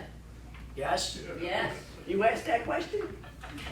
Yeah, I want to know where, yes. So- $1 million. $1 million So for a a lease when this place is paid for. Yeah, so And that- $1 million, my understanding, came out of an We're trying to get it back. $1 million. It didn't come out of the net, it came from ARPA money from the federal government, okay? For what? From the hold on a federal second. government, what was that money supposed to be for? Hold on a second. Whenever Hold on. we want it. Hold on. Yes, it could be used for improving, public facilities, okay? So from that standpoint, it could be. Hold on, give me a chance to speak. So we in January, our organizational meeting, right away, we looked at, hey, we need to do an evaluation to determine from a life cycle cost standpoint, does it make sense for us to relocate from facilities that we already own here, the police station and our courts, okay?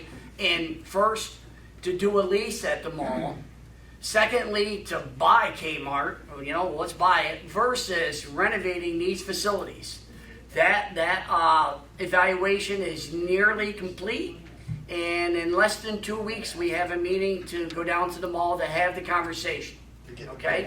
Well, So, How much renovation is gonna take to renovate Kmart? we have that. We have the numbers for that. We will present them to the public. However, A lease was signed back in November of 2021. With an option to buy. Okay, with an option to buy with $1 million down payment. What happens to this place? What happens? That remains to be You're seen. levying money on top of us. You've got a facility here that's paid for. We agree. Don't people vote? So what are you gonna do? And do the people get a chance to vote on what's going on? Very valid point, and that'll be something that indeed, as part of these conversations, can be brought up, just like breaching our contract with Gilbert. Viaport, who owns Viaport? Is it an American-owned business, I don't or think- is it overseas business? It doesn't come into play. Yeah, it does. No, it doesn't. Yes, it does. Yes, I understand that. If you're gonna go there, I don't wanna see our money going overseas. And if that's the case, and from my understanding, Viaport is owned by a certain country, and I'm not happy, that money is going overseas, not here. And you want us to pay more with the water tax, not fee, tax. You guys can use the word fee, fine. You want all of Rotterdam to have water meters. You, not you, sir. Understood. The town of Rotterdam's police department can't even catch people going through stop signs. You can make money on my street. You can make money on my street. We got three stop signs. It shouldn't even be there. People run through it every friggin' day. You need money in Rotterdam? Come to 6th Street.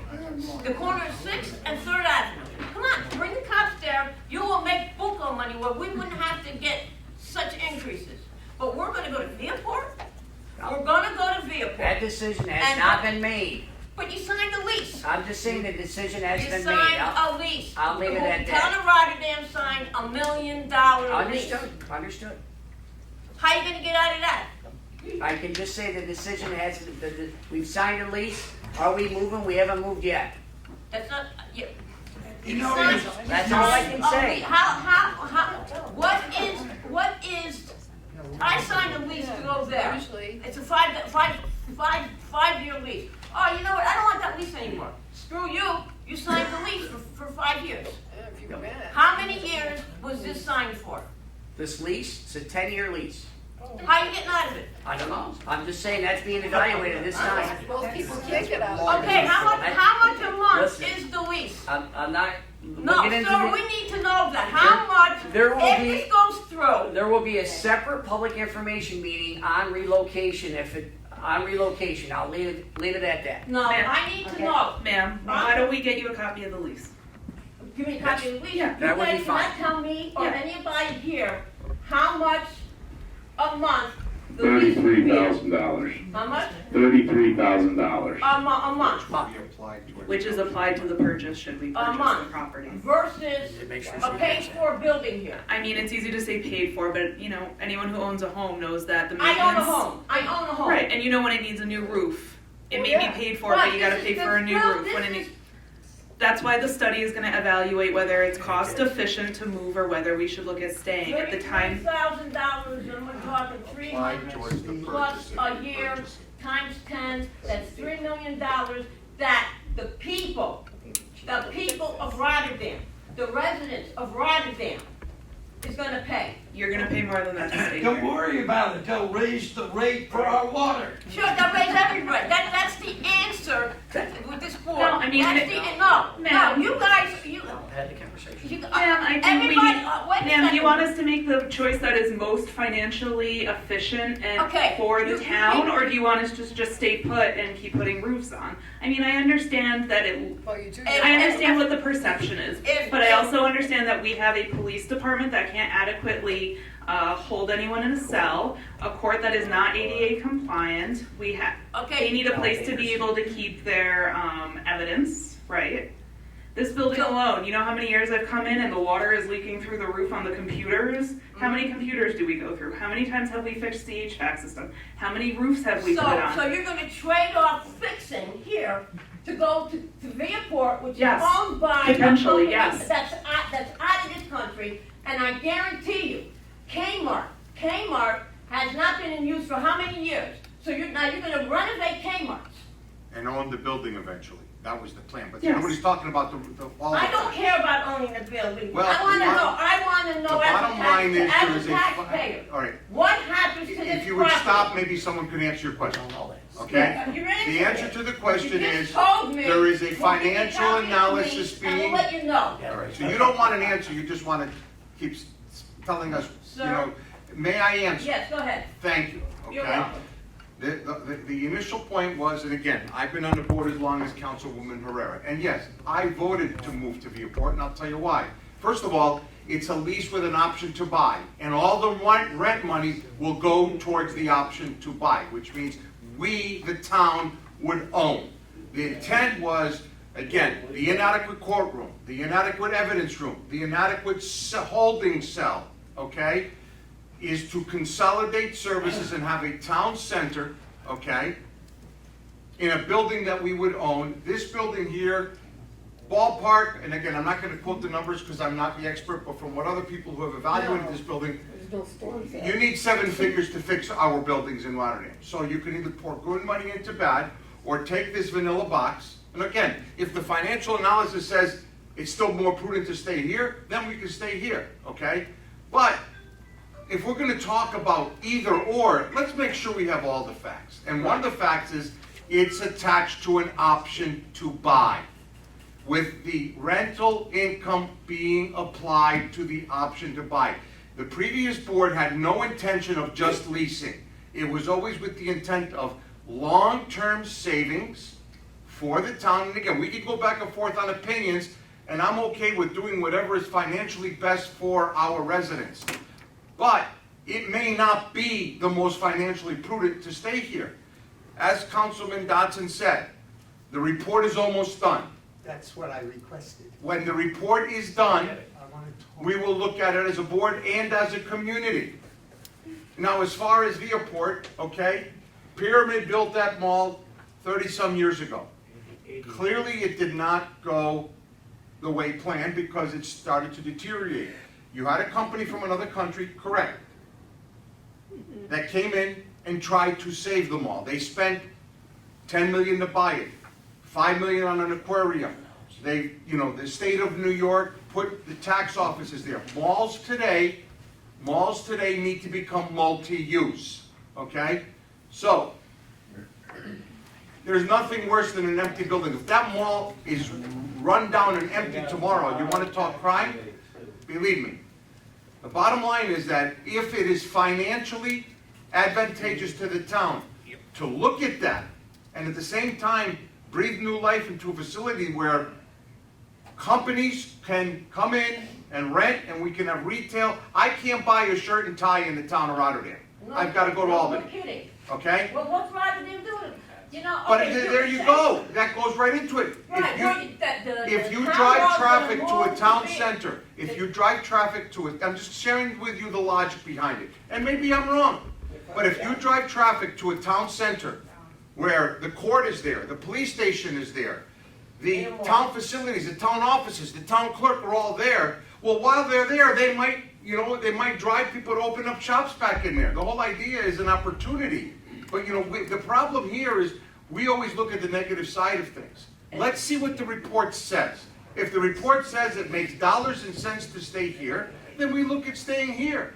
But if the report says that the real estate value of the court, the police department, and town hall is X, and we could sell it for X and pour it into a new town facility in a renovated building that can become a town center with a court that's not a sardine can, with a police department with today's evidentiary rules and holding cells and everything else that the police department needs, okay? We should at least look at it. We have to do our due diligence. Correct. Yes? Why was this due diligence not done prior to signing a lease? We did what we thought was due diligence. The new administration felt that they needed more data. We had ballpark estimates. We had ballpark estimates of what it would cost to fix these buildings. The police department, you have no choice. There's nowhere to go. Okay? So again, if I'm wrong, I will never back down on my logic of why I voted the way I did. But I can also own it if I am wrong. The bottom line is though, there was an estimate somewhere around, I think, 2 million to do necessary things. This leak in February in this office here, okay, there were buckets and water would just run like a faucet. But you're saying you want to lease with the option to buy the mall. You think those problems aren't going to come along when you own the mall? Oh, no, we're not owning the whole mall, we're just owning that one building. Of course they are, but again, now you have an adequate court, an adequate police department. I mean, the layout, in all honesty, I thought was impressive. But again, I'm looking forward to the report. If the previous figures that we had that drove us to that decision were wrong, then we look at it. But, you know.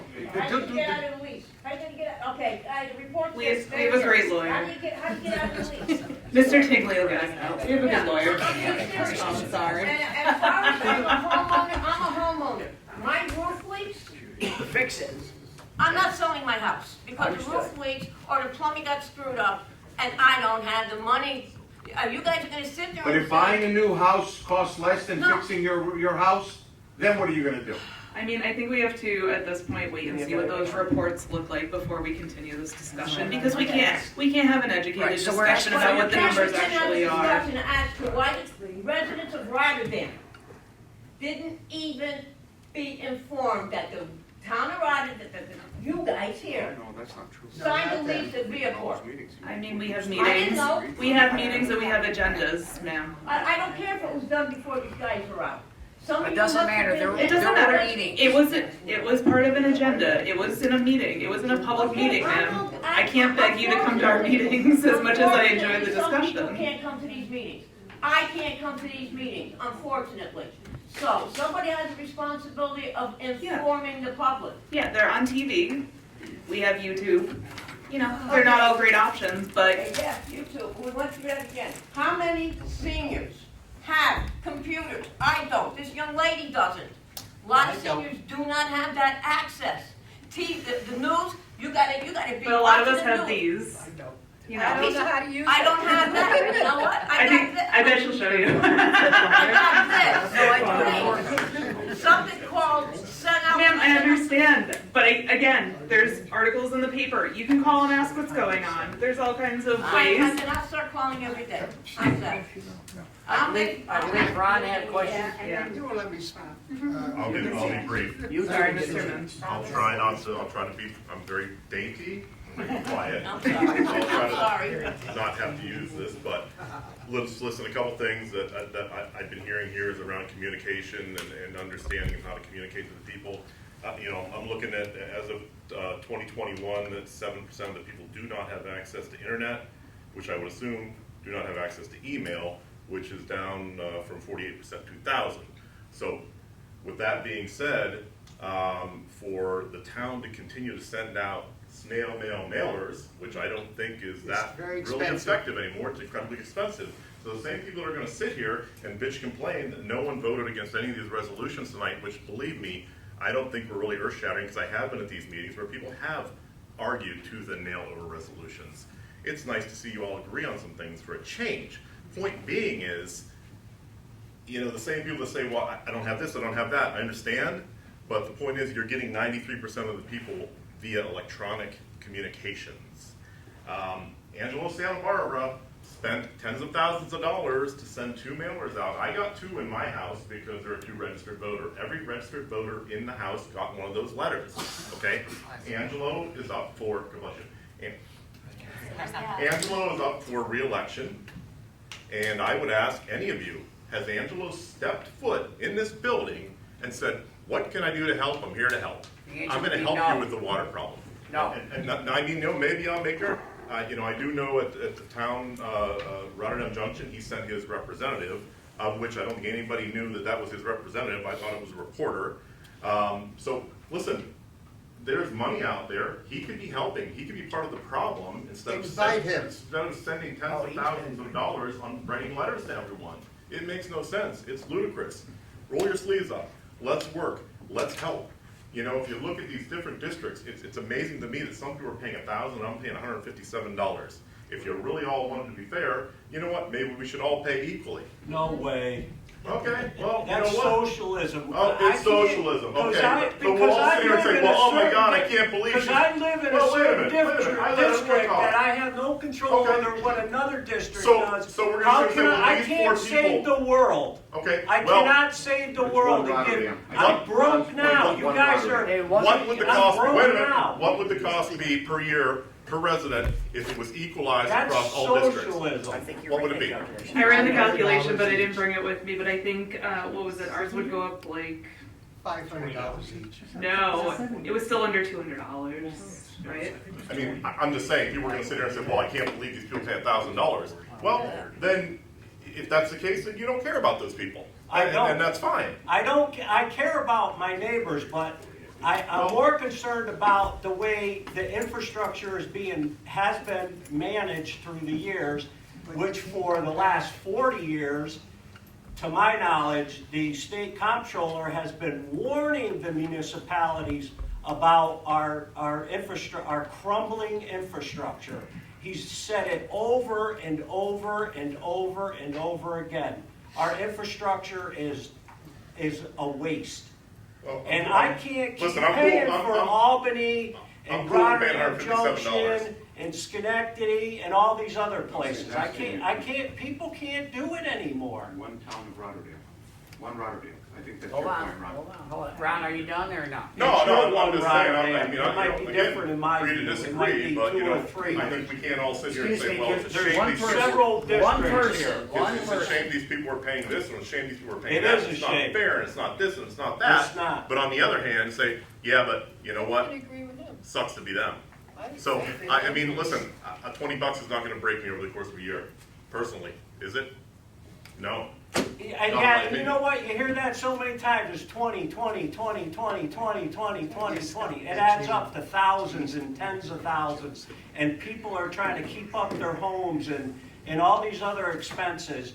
And you want me to bail out Rotterdam Junction? I have no control over what they've done down there as far as policing and maintaining their infrastructure. I mean, to be Just fair, you because do they're use this paying board more. makes If you those want to pay my, decisions. if you want to do it, please pay my portion. Which district do you live in, sir? What district? And My address is 2041 Caldecott Road. I've been living here since in 2005. And don't get sarcastic with me, please. No one's being sarcastic. Nobody's being sarcastic, Don't, sir. don't talk condescendingly to me. We're just because trying to you get got- an idea where You're you live. choosing the wrong guy. Okay, Melvin. Wait a minute. I was supposed to go next. Okay, I guess, no, Mr. Godlewski's speaking. Maybe you do All rock, right, paper, Bob. scissors. Yes. Now I know why I don't want to be on that board. Yeah. At 9:30, I'm ordering a pizza, I'm sorry. You couldn't pay enough I money agree with that. to sit up there. Unfortunately, Yeah, the the problem person who is, went to pick it up I've been doesn't work around here too anymore. long, Right. and I've seen, and I'll be honest with you, smelled too much. All right? First of all, let's get back on the water. Mr. Cole's sitting here, I don't know what your fee is an hour, but the clock's been running. Is there a DEC representative here? No. All right. Will I have the ability to contact the DEC to ask them questions? Anytime. You can email the number. All right. I'm sorry I didn't look at this Yeah, earlier. he has a phone. And I lived in Rotterdam a few years myself, 63 or 64. I agree with you when it comes to a water permit to draw more water. Couldn't agree with you more. All right?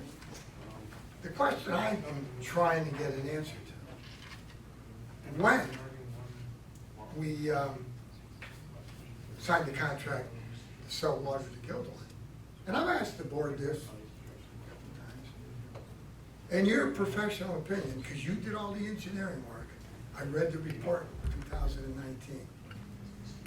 Did we have to get that water withdrawal permit in order to pump down more water? To increase. True or false? In order for us to pump more water to Gildoy to sell, did we, that's why we had to go to DC for the new permit. Yes, to increase it by That's 2 all. million gallons. That's all. So Bingo. that's 10 to 12. 10 to No, 12 million, yes. Irregardless. So, to get 200,000 in revenue, and you did the figures, 2019, to put meters in is 8.5 million, right? Yep.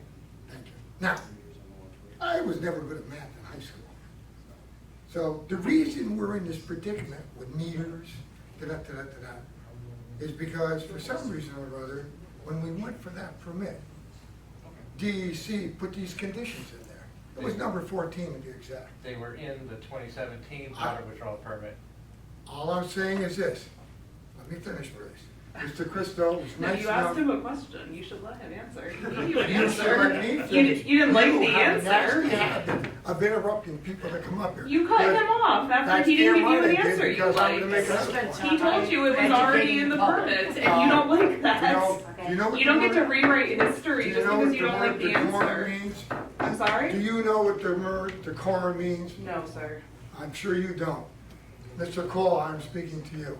Yes, that probably was in there. I couldn't agree with you more. There's only one problem. And that permit, did they say you must put meters in? Did they say you must put meters in? They added another condition in 2019. Thank you. That asked for the schedule. Right, bingo. So the right answer is, it wasn't 2013 water permit.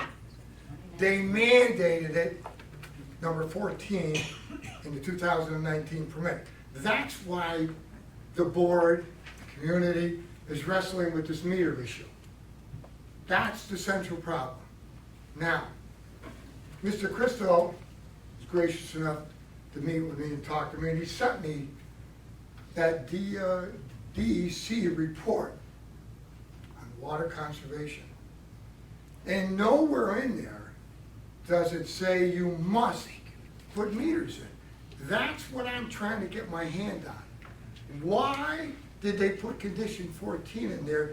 Now we must. Can you answer that? Because I was gonna ask DEC that question, but they're not here. I would say you need to ask DEC why they. Thank you, and I will, I can assure you of that. All right, now, Because they had to do something. I like your figures here. I got my answer to the 157.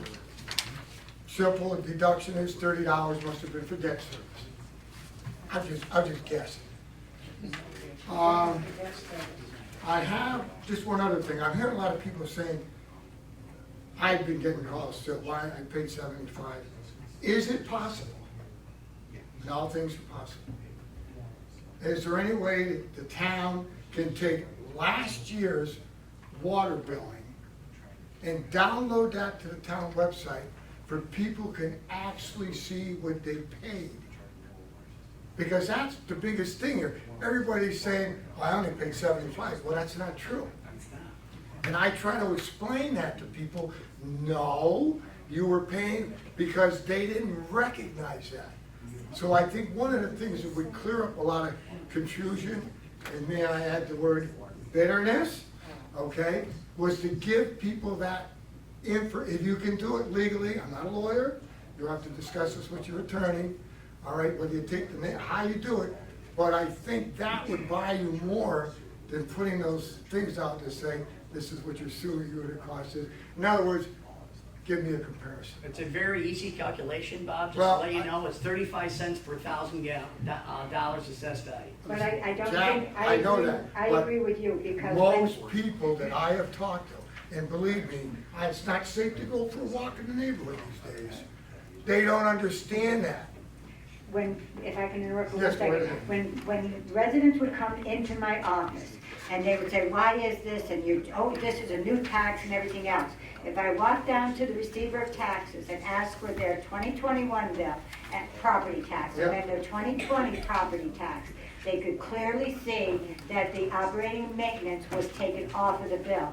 So you're right, if we can give everybody their 2021 bill again, or the ability, We have it they on, would see it. we do have it online. If you go to the Receiver of Taxes page on our website and go to the www.totalcollectionsolutions, you can pull up every bill For what year? It's on the Receiver of Taxes Receiver of website. I Taxes. use it for closings to go in and Oh, calculate. using town resources for personal. That's what it's there for. No, that's what it's there for. When I you do know. closings, that's how I you was get a only tax bill. Giving you a little gas. I do the same thing, believe me. And I'm not a lawyer. You can see your neighbors, you can see anyone in town. So when people started asking me, I pulled up their bills and walked them through Well, all I'm so they saying could is, add them Joe, together. So it is you- absolutely yeah. available. You know where it is, but it'd be much easier if you just put a drop down. All right? I mean, just tell them, go to this, you can compare, and it'll save you, I think, a lot of heartbreak and aggravation. Now, I really enjoyed this, all right? And I'm gonna say a few things here, and I'm not being derogatory of this board. It's called, in the union business, past practice, okay? The one thing that's not mentioned here, and I foiled for this a couple of years ago because I had great concerns. One of the things that's supposed to happen with your operation, maintenance, fee, or tax, it's supposed to go into a fund balance. And I knew 2 or 3 years ago, we were in big trouble on the fund balances in these accounts. So what I'd like to see as of December of last year, what are the fund balances in these accounts? Because this is supposed to be your capital improvement account. Now, I'm gonna give you the history because I was up there a few times. And I'm not running for political office, and I'm not here to bash everybody. You know, the tax cap was created 11, 12 years ago. And that's supposed to keep everybody under the tax cap. Well, human nature being what it is, people have a way of finding a seam. When I was on the board in 2007, and I used to regularly talk to the Department of Public Works, in most of those accounts, we had over $1 million in fund balance. A nasty habit, and I will say a nasty habit, that the New York State Controller condones, and I was against it in 11, 12, and 13. They allow your towns to go in and take a percentage of overhead, benefits, salaries, to pay for the overhead for the water and sewer districts. Now, that's all wonderful if it's reasonable. And I know for a fact, because I was on the board, there was a large deficit in the 2012 budget of almost $400,000. Up to that point, we're only taking about $150,000 a year out of those accounts. Poof! Somebody pulled the magical, mystical pencil out. And I still have the records. Believe me, I didn't throw them out. All of a sudden, the administrative costs in the water and sewer districts went up another $390,000. So what am I telling you? That was 10 years ago. Every year, they're taking a bigger piece of that pie. That's eating up your capital costs to make improvements. And believe me, I've had many discussions with the Controller's office. I am not happy with the answer. I think it's wrong. And here's a fine example. Everybody's complaining about how much they're paying for a unit cost. Well, I don't mind paying that. But I want that to go into a fund that's gonna do future repairs. Because what I'm hearing tonight, yes, you're gonna pay $157, but any more capital improvements, it's gonna go up. Because you know why? There's no fund balance. That's right. And by the way, to Mr. Crisso's point on Gilderland, I'll add one little bit and I am done. I was at the August 2019 meeting. I stood at this wonderful mic. I told them all that they were charging less for water, which was their decision. However, I ended it by saying, all that revenue should go into a capital improvement account. It should not have gone into the regular budget. Needless to say, my words were not heeded. I didn't plan on staying here 2 hours. My wife's gonna kill me. Have a good night. Thanks, Bob. One question, and educate me on this, Doug. Above and beyond the 2019 mandate, okay? When we went to apply for well 6, which is after that, Would the same condition 14 and DEC conditions apply? The same conditions were in the 2017 permit as the 2019 permit. The only difference in 2019 is they asked for a schedule. But if we didn't do 2019 and we still went for well 6 after 2019, would that schedule have been required as well? Because you're drawing a new well. Trigger, yes. It would have triggered it anyway. Okay, I just want to make sure that. Well, but that's 2020. You can't predict the future. You have to deal in the present. Being, you're an engineer, you know that. Why they made that must is beyond me, and I think it's unfair to the board, it's unfair to us, but I think that's putting undue financial burden on the town.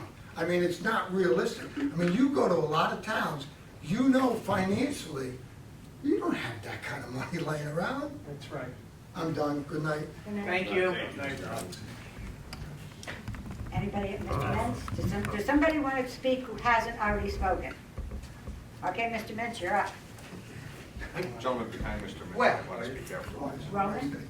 There's so many things, I probably forgot half of them. Number one, I would like the board to constantly remind people that it isn't, at least the way I'm thinking, that I'm paying for water. I'm paying for the problems we have of fixing things in the town that deal with the water. The pipes and all the things that you have mentioned earlier. And I would like that to be constantly reminding the residents that I'm not paying for my water use, that the bill that I receive in the taxes is paying for the infrastructure or for the things that break tomorrow that we need the money for to pay. So therefore, when the $1 million or so, hopefully, that we'll be getting in June, that some of it will go into what the gentleman was just talking about. Maybe you would decide as a board to put a percentage of maybe 3/4 of that into a fund for the infrastructure and for the problems that we have in the town, all the things that you bring up that break throughout the town.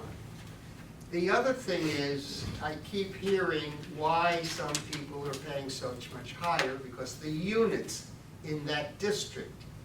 And I heard you saying that maybe we ought to combine and make it one town, let's say, period, and spread the cost of the problems that we're having with the infrastructure in the town throughout all the residents in the town, so that people aren't receiving $1,000. And I admit, even though I'm semi-retired, I'm not the poorest guy in the world, not the richest either, but I am willing to pay more of my share than I do in my particular area, which was 157 or whatever it was. And I'm willing to pay more, and I think others can afford to pay more, so that those folks do not get $1,000 bill, and maybe the bill would come out if you did a little research.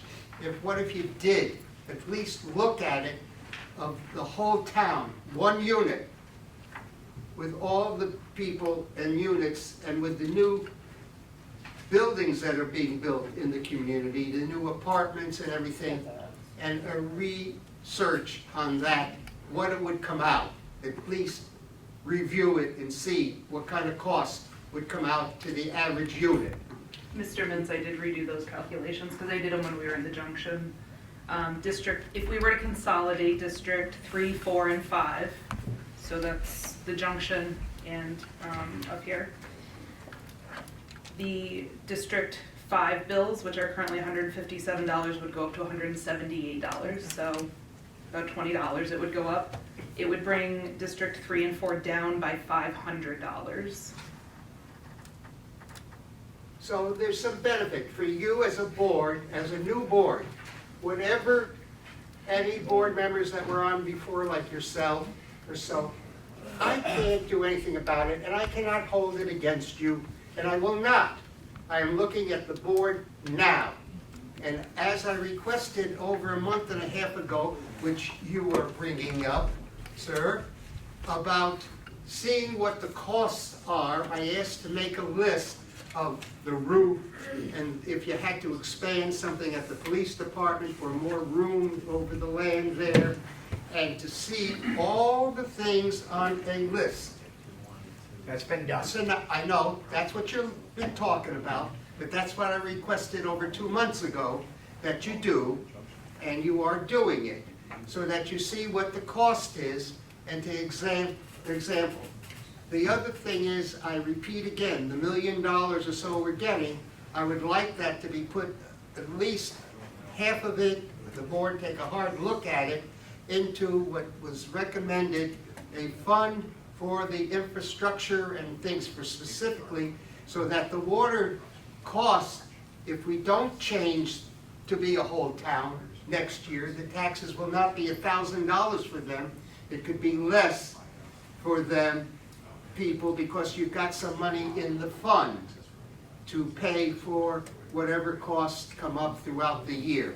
I know I'm not paying for water. I'm paying for the problems we're having in the town with breakage. And I'd like that made clear. The other thing is, communication seems to be a problem, and people are missing things, and I respect what you had said about that you've had at the meetings and you bring it up. There might be something, if you take a look at the newspaper, at the Schenectady Gazette, and it isn't just a remark and they make a statement from the town supervisor in discussing this and this, whether an ad or something that can be bullet, very clear, that's coming up at a meeting that you can discuss, so it's not strange to a lot of people here that what the $1 million that went on as a deposit, that they missed, people say. They didn't see it, I didn't see it, didn't realize it. Of course, maybe I wasn't here and I had other personal problems at home with my wife, so that's a separate issue. But you might want to take a look at how key things that impact the residents very much can be somehow highlighted in the Schenectady Gazette. And maybe you can call something of the TV stations to make a statement. That would be on your shoulders. But I think that you have to look at how the communication goes on, and most people aren't really interested until the time comes, and then they're here bitching. And you have to deal with it. And I feel that the communication has to be clearer. And you have to take a hard look at that. So we have the communication, we have the list that you're making here, and we have that $1 million that's sitting over there, and how do we get that back? Well, I gotta talk to my lawyers. And we have a lawyer on staff that I think might be looking into that too. And I'd like you to look into how we get the $1 million back. I know you're looking at the list to see whether that's still prudent to go there and move the police department, opposed to what the list says is going to be our cost. I understand that. But $1 million coming in June and $1 million sitting there, that's $2 million. I wish you hadn't voted, but you did, and I don't hold that against you. And I don't hold it against you either. Okay, you did it, and I understand the rationale, but I would have loved to have it here and get the interest that we had on the $1 million for that period of time. But that's water over the dam, and we got to move forward. And I thank you. I have probably a few other things that went on here, but clarification to everybody. I am not paying for water. My water bill that it states as a water bill, I am paying for the problems we had in breakage, as far as I'm concerned, that you, representing the town, has to repair. And it costs us money. And that's what I'm paying when I pay that water tax. Thank you. Thank you. I think, Roman, did you want? Oh, I'm sorry, go ahead. Or Roman said his hand Yeah, up for Roman half an hour, his arm must be sore. Am I right? Yes, Board, my name is Roman Karunkovich. I reside at Studley Place in Rotterdam. I got a question right now. If you had a private well, would you still be taxed? If you have a private, If you had a private well, would you you still? cannot drill a private well in the town of Rotterdam and get water from a private well. Department of Health would not allow it. Okay. How about a driven well? Ain't no well at all. A lot of times you do not have, keep in mind, we're in Rotterdam, a lot of Rotterdam has on-site septic systems. We do not meet setback requirements to be able to have a water supply, even a drilled well on your own property. Are there wells in Rotterdam that are permitted? We do have a permitting, there's a few of them that have signs on their property saying they have a private well that have probably had it for years, kind of grandfathered in. But no, you cannot drill a well now to get out of a water district that you're in. Once you're in the water district, even if you could drill a well because you've met all the setbacks and it was allowed, you would still end up paying debt service because you're in that district. Okay, so keep in mind, all the avenues that everyone can think of about, hey, I either want to be in a district or not, or I didn't like the cost, have been tested over time of people trying to get in and out of districts. But when you're in an urban or suburban area like ours, the public health comes into play, and part of that public health is separating water supplies from septic systems, or sewers for that matter. So yeah, that option is not on the table. Okay, the next question. With the prices of homes going up astronomically, what about the assessments? They're gonna start going up. That means the water tax is gonna increase. It's all gonna be proportion or linear. How are they gonna handle that? Has anybody started looking at any of that? So hold on a second, you bring up a very good point, okay? Under the previous assessment that we did, it was called ad valorem, dollar per thousand based on your home, okay? So yes, if your house went up in home value, you would be paying more. As we indicated in this meeting, that was changed from last year to this year to be a unit charge, okay? So it's no longer based on the assessment of your home, okay? It's based on a unit, so it's equal. So residential unit is all the same, everyone pays the same rate. We're not differentiating between someone that owns a home at 150, 200, 250, 300, 400, that's gone. We're all just saying everyone's a single family home and we're gonna assess you one unit. And that's how it's being done right now. Okay, let's move a little further. Let's say about property taxes. Are they gonna increase because of the assessments? Assessments are gonna have to go up with the price of housing going up. I mean, how long is this gonna stay? Until you folks in the town of Rotterdam go and reassess everybody again. So I can tell you that conversation has not been had at this time, but there is formulations that the assessor's office uses to determine what is the fair market value of a home and what's being sold versus the assessment. I think our last assessment, Evan, maybe you can help me, was it 2008, 9 rebound? 7, okay? But I don't believe at this time there's any talk on the table right now of doing a reval. Okay, but that's where that would come into play. All right, that's pretty good right now. You know, the water tax won't be such a sting there. Right, by changing to a unit assessment, you are indeed correct. It's no longer based on ad valorem. Good, thank you. You're welcome. Thanks for the question. That's really I think now the gentleman right there wanted to speak. I just have two questions. So the notice says that we were going to come here tonight and be informed about water conservation, a plan. So is there a plan, is there a preliminary plan in place, or is there a plan that's going to be initiated? I mean, how are we moving forward here? So we have had meetings with the DEC. Part of the meetings that we had with DEC were the conversation about water metering. What we conveyed to the DEC is the town's plan is water conservation, water audit, let's find out where our leaks are in our distribution system, and infrastructure improvements relating to what I indicated earlier, priorities like Altamont Avenue, those large valves.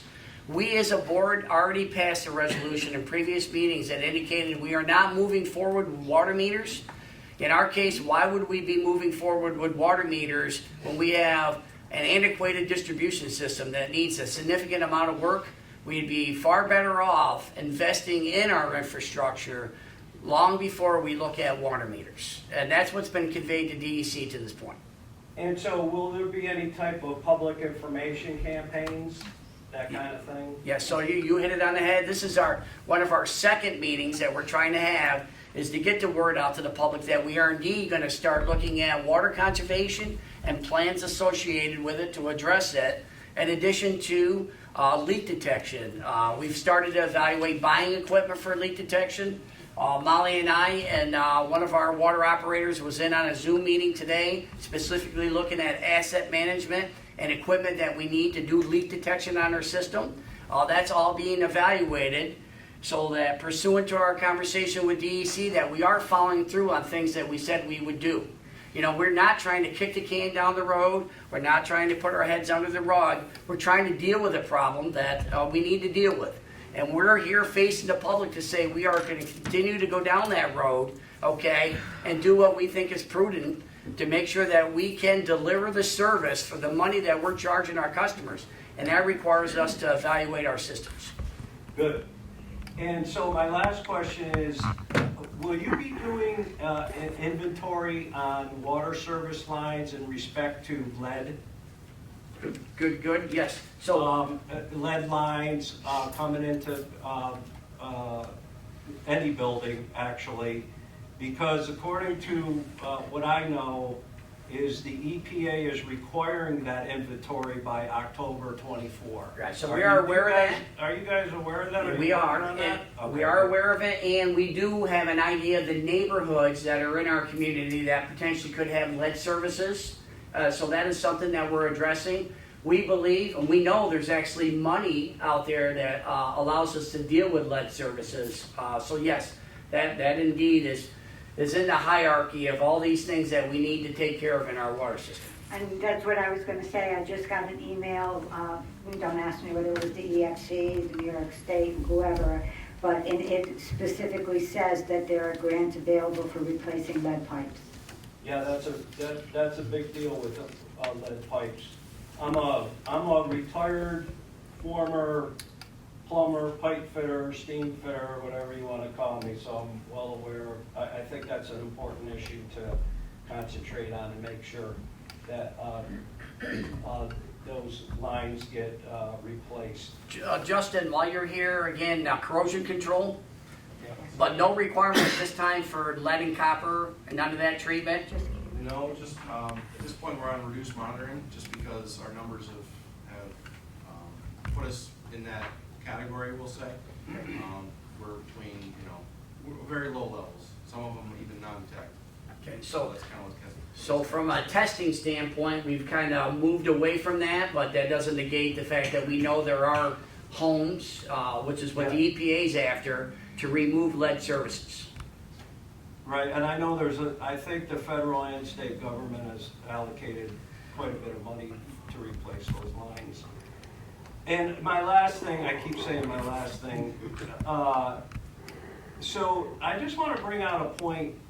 The New York State Constitution added a provision, I think it was section 19, that says each person shall have a right to clean air and water in a healthful environment. Are you aware of that? Yes. Okay.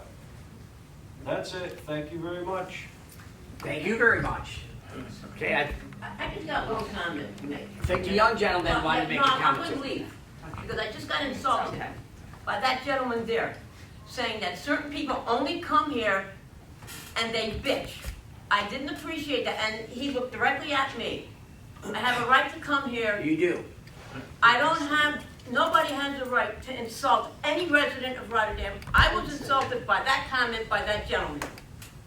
And this is why some people do not come to meetings, because they have to put up with being harassed. And I'm sorry, I wasn't born yesterday, I'm 71, and I don't need to be treated that way. I didn't treat anybody here that way. Passionate, I'm passionate. You are, we appreciate that. No, Our I will not- apologies. I will be back again when it affects me and my neighbors. Thank you. But I don't appreciate that gentleman or anybody else saying, people come here only to come and bitch. Didn't appreciate that. And if anybody owes an apology, I don't, he does to me. Thank you. Yes, sir. Yeah. Earlier in the evening, you mentioned the problems with the water main breaks, and I appreciate you actually saying flat out that we can't just continue to ignore the issue because the water main breaks will continue happening over and over and over. I know I'm honest, and we constantly joke, oh, there goes the water again, but it's a real issue. My question was, what can, if possible, the state do to help relieve the town's stress? Because I know the town's really in a very tough position, as I heard from the members, that the budget is fixed, that you really can't do much about it. What could the state possibly do to help relieve some of that stress? Did you say the state? The state, yes, Yes, to help the town. There's funding programs available, which we know very well, and so we are indeed preparing applications. Again, these funding programs are available to every municipality in the state and the country. They tend to be competitive, so we try to prepare the best applications that we can in order to maximize, our opportunity to secure these grants. And as I indicated earlier, we can get up to 60%. I can't remember another time in my lifetime, other than back in the 70s, where the federal and state government offered up to 87.5% of grants, and they were for wastewater treatment plants at the time. So these are rare opportunities. We need to be on the ball and take advantage of them when they become available. And this is an opportunity. There is a big push to repair infrastructure in our country, in our state, and we as a board need to recognize that, this is great timing, and we need to take advantage of it, because securing those lower our long-term costs associated with charging our taxpayers to provide that service. So that's what we're trying to do. Other board members? I think it's worth repeating what you said, Mr. Dotson. We are competing against 57 other counties and hundreds of towns for that money. And a lot of times, as I mentioned earlier, the word intermunicipal, if we did a joint venture with a neighboring community or a neighboring town, that kind of gets us to the higher up in the pile. But even the previous administration worked very hard to get grant money. We secured a lot of grants with the previous administration. Clearly, this board is also very passionate and very dedicated and committed to finding as much money from the state and the federal level. And hopefully we will be successful with our grant writers and with the collaboration and the knowledge that some of our people bring to the table, especially when it comes to water. I've learned a lot from Mr. Dotson regarding water. And we don't always agree, but when it comes to water, I gotta give him credit. He knows his stuff. Thank you. Thank you for coming. We appreciate it. Is there anyone else who wishes to speak? So many bills. Pardon me? Oh, okay. So, the only thing I would say is for everybody who came, and, it's okay that we don't see everything the same way. Please come to these meetings. Yes. Nothing makes us happier than to see a room full of people. And you know what? Most of us up here have thick skin, so we'll take the punches, We earned them, good or bad. By the same token, everybody's voice matters. No one should be made to feel, by the same token, out of all these opinions, hopefully this board formulates what is best for our community.